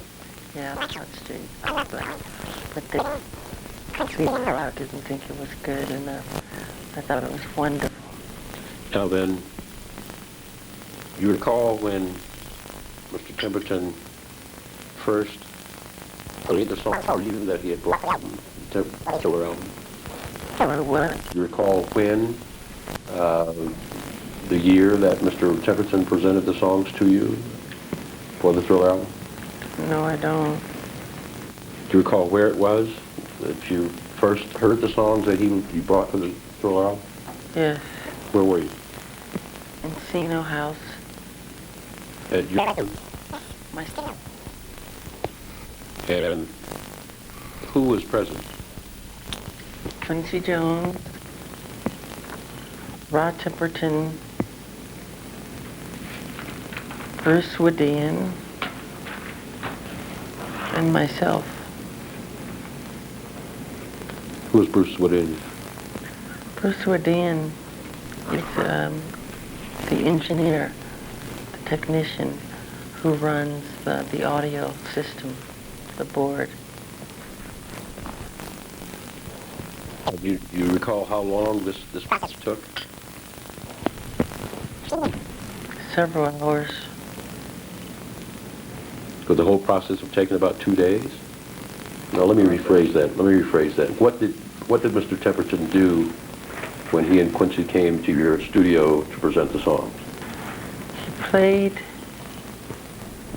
on cassette, which we went into my, I think it was Quincy's car or my van, and because we don't have a cassette machine system in my studio, but he came with a keyboard, and in the keyboard it's his performances of the different sounds. He can MIDI those sounds and put them up on tape on the 24 track, and put them on tape, and it was a way of testing to see if I liked the songs or not, with my voice, trying different harmonies, trying the songs. Like I said, we did Thriller, which was called Give Me Some Starlight, Starlight Sun. Starlight, starlight sun. That's how it went. So it was a way of just testing, you know, Right, now, what I wanted to do. Okay, now, he laid the structure of the various songs out in front of you, and you recorded, you sung each one of them. Is that correct? Yes. And among the songs you sung was the one, Starlight. Right. Did you make any changes to that, Starlight? Yeah. The lyrics and the title. And we added Vincent Price's voice. We changed it into Thriller. Well, he did ask me which would I like better, to be a song about, you know, let the sun shine in type of thing, or Thriller. And I thought kids enjoy something more fun like Thriller, so we went with the Thriller idea. Did you change Starlight musically? Yeah, somewhat. Musically it was the same, but we added other sounds and things like that. After you made the changes, do you know whether or not Mr. Temperton created a lead sheet for what was now Thriller? I don't think he reads music. He doesn't use the lead sheet. Did Quincy Jones create a lead sheet for what was now Thriller? I don't think so. At least I didn't see one. All right, did you sang the other songs as well? In addition to Starlight?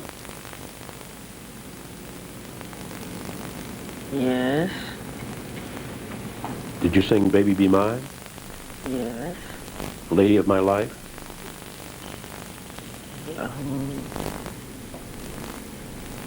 I don't know if I did that one or not there. Okay, let's go back to Baby Be Mine. Did you make any changes to that one? No, I never really liked that one that much. They liked it, I didn't. You don't remember singing Lady of My Life during those 2 days? I don't think we sang that one. How about Rolling the Dice? Yeah, we did Rolling the Dice, which I didn't like. Did you make any changes to that?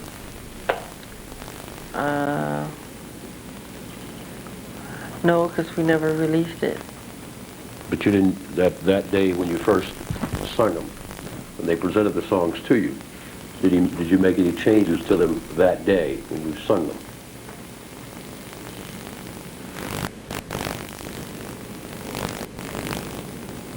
I can't remember. How about, did you sing Hot Street that day? Yes. Did you make any changes to that? No, I just love that one. That's a hit song. It's great. Did Rod Temperton have anything to do with the decision of what songs would be on the Thrill album? We decide together. We all do. We who? Quincy, myself, and if it's one of Rod's songs, Rod. Did Mr. Temperton want Hot Street on the album? I loved Hot Street, but Temperton,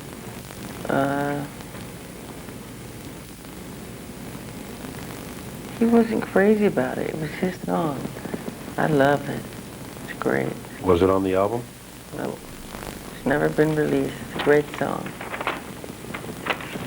Now, you wrote the song "The Girl Is Mine"? Yes. Now, I don't want to repeat your testimony of the other day, but how is it that you came to create that song? Quincy asked me to write a song for Paul McCartney and myself about two guys fighting over the same girl. so I wrote The Girl Is Mine. And you wrote it specifically for the Thriller project? Specifically for the Thriller project for Paul McCartney and myself. Right now, when I was asked you to create a song for that situation, do you recall how long it was before he asked you to do that and you created the song? Do you remember? Repeat your question. Did he just ask you one day in the studio, Michael, write a song for this situation, and you went and did it that night? Or I'm trying to figure out how much time elapsed between the time that he suggested that you write it and you wrote it. I don't remember, but Quincy always has a laugh. It's like a joke with me because he knows if he asks me to do something, I do it quickly. So I just don't remember how much time was involved, but it wasn't a lot of time. I couldn't say how much time. Now, the other day in your testimony, you said that the song came to you and all together. Is that consistent with your recollection? Is that what you testified to? Yes. Well, let me do it this way. Tell us the circumstances under which you created or you wrote The Girl Is Mine. Where were you when you wrote it? I was at home, and I sang into a tape recorder the sounds and the song and what I heard in my head, because I hear it. It's all in my head. And the key is to get what you're hearing in your head on that tape. So I was putting all the different counter lines and all the different parts onto tape. And that was the idea. So I felt I had something that would work for Paul McCartney and myself, that I was happy with. Did you do it in one setting? Or did you work at it several days? No. I did the demo. First I put on cassette tape in my bathroom. And then I did a demo. I went into a recording studio and got a couple musicians together and gave them the parts and did the song. Did you, when you did the demo, did you refer to any of your other previous works or from somebody else's songs? I don't understand. Rephrase your question.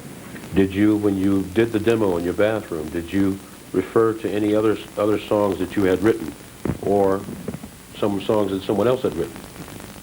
No. No?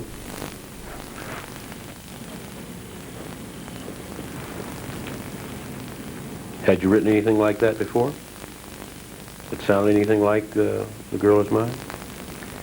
Well, I didn't realize it at the time, but when you listen to some of the songs I've written in the past, years before that, there are some similarities in the chords. Like Thank You for Life has the same chord variations, you know, on the verses, the same chords. And there's a couple of them. Lucy is in Love with Linus has the same chords. Okay, now was Thank You for Life a part of your collection at that time?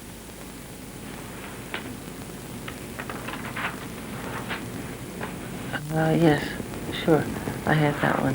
Did you refer to Thank You for Life when you wrote The Girl Is Mine? No. All I heard was The Girl Is Mine. That song. Okay, now,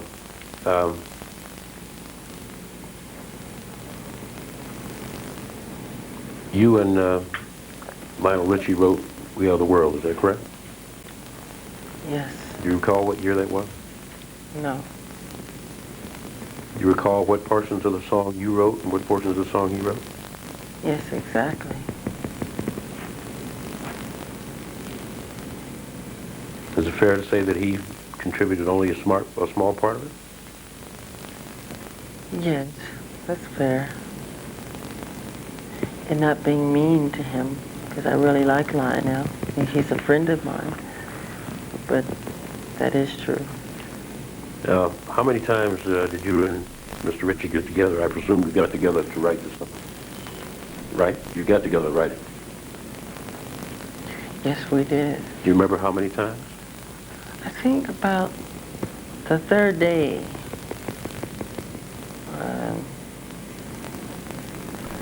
We played most of the time. We reminisced. We told stories, and because we'd known each other for years, so we kind of, caught up on stories and things that we've done in the past. Where did you meet the first time when you got together to work on this song? My house. Where in the house were you? We were upstairs in my bedroom. I think it was,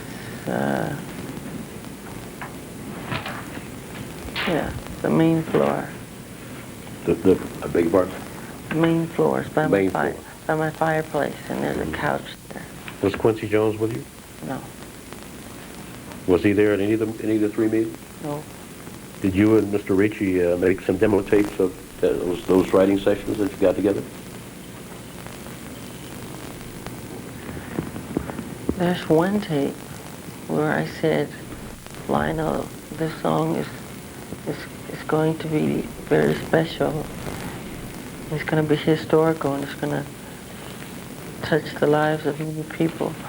And we should have something on tape just to show the anatomy of what we're doing. So we decided to press record. And I don't know where that tape is right now. That was the first tape. How many tapes did you make altogether? Just that. Just that? That's the only moment. Do you recall Exhibit 486, entitled The Audio Cassette Tape of Michael Jackson, Lionel Richie Writing Session, 1984? Do you recall that being played for you the other day? Yes. Now, was that the writing session? Yes.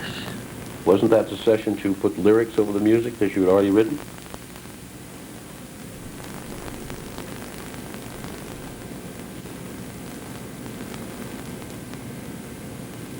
Yes. And weren't there some musical tapes produced before this one that you produced and that he produced?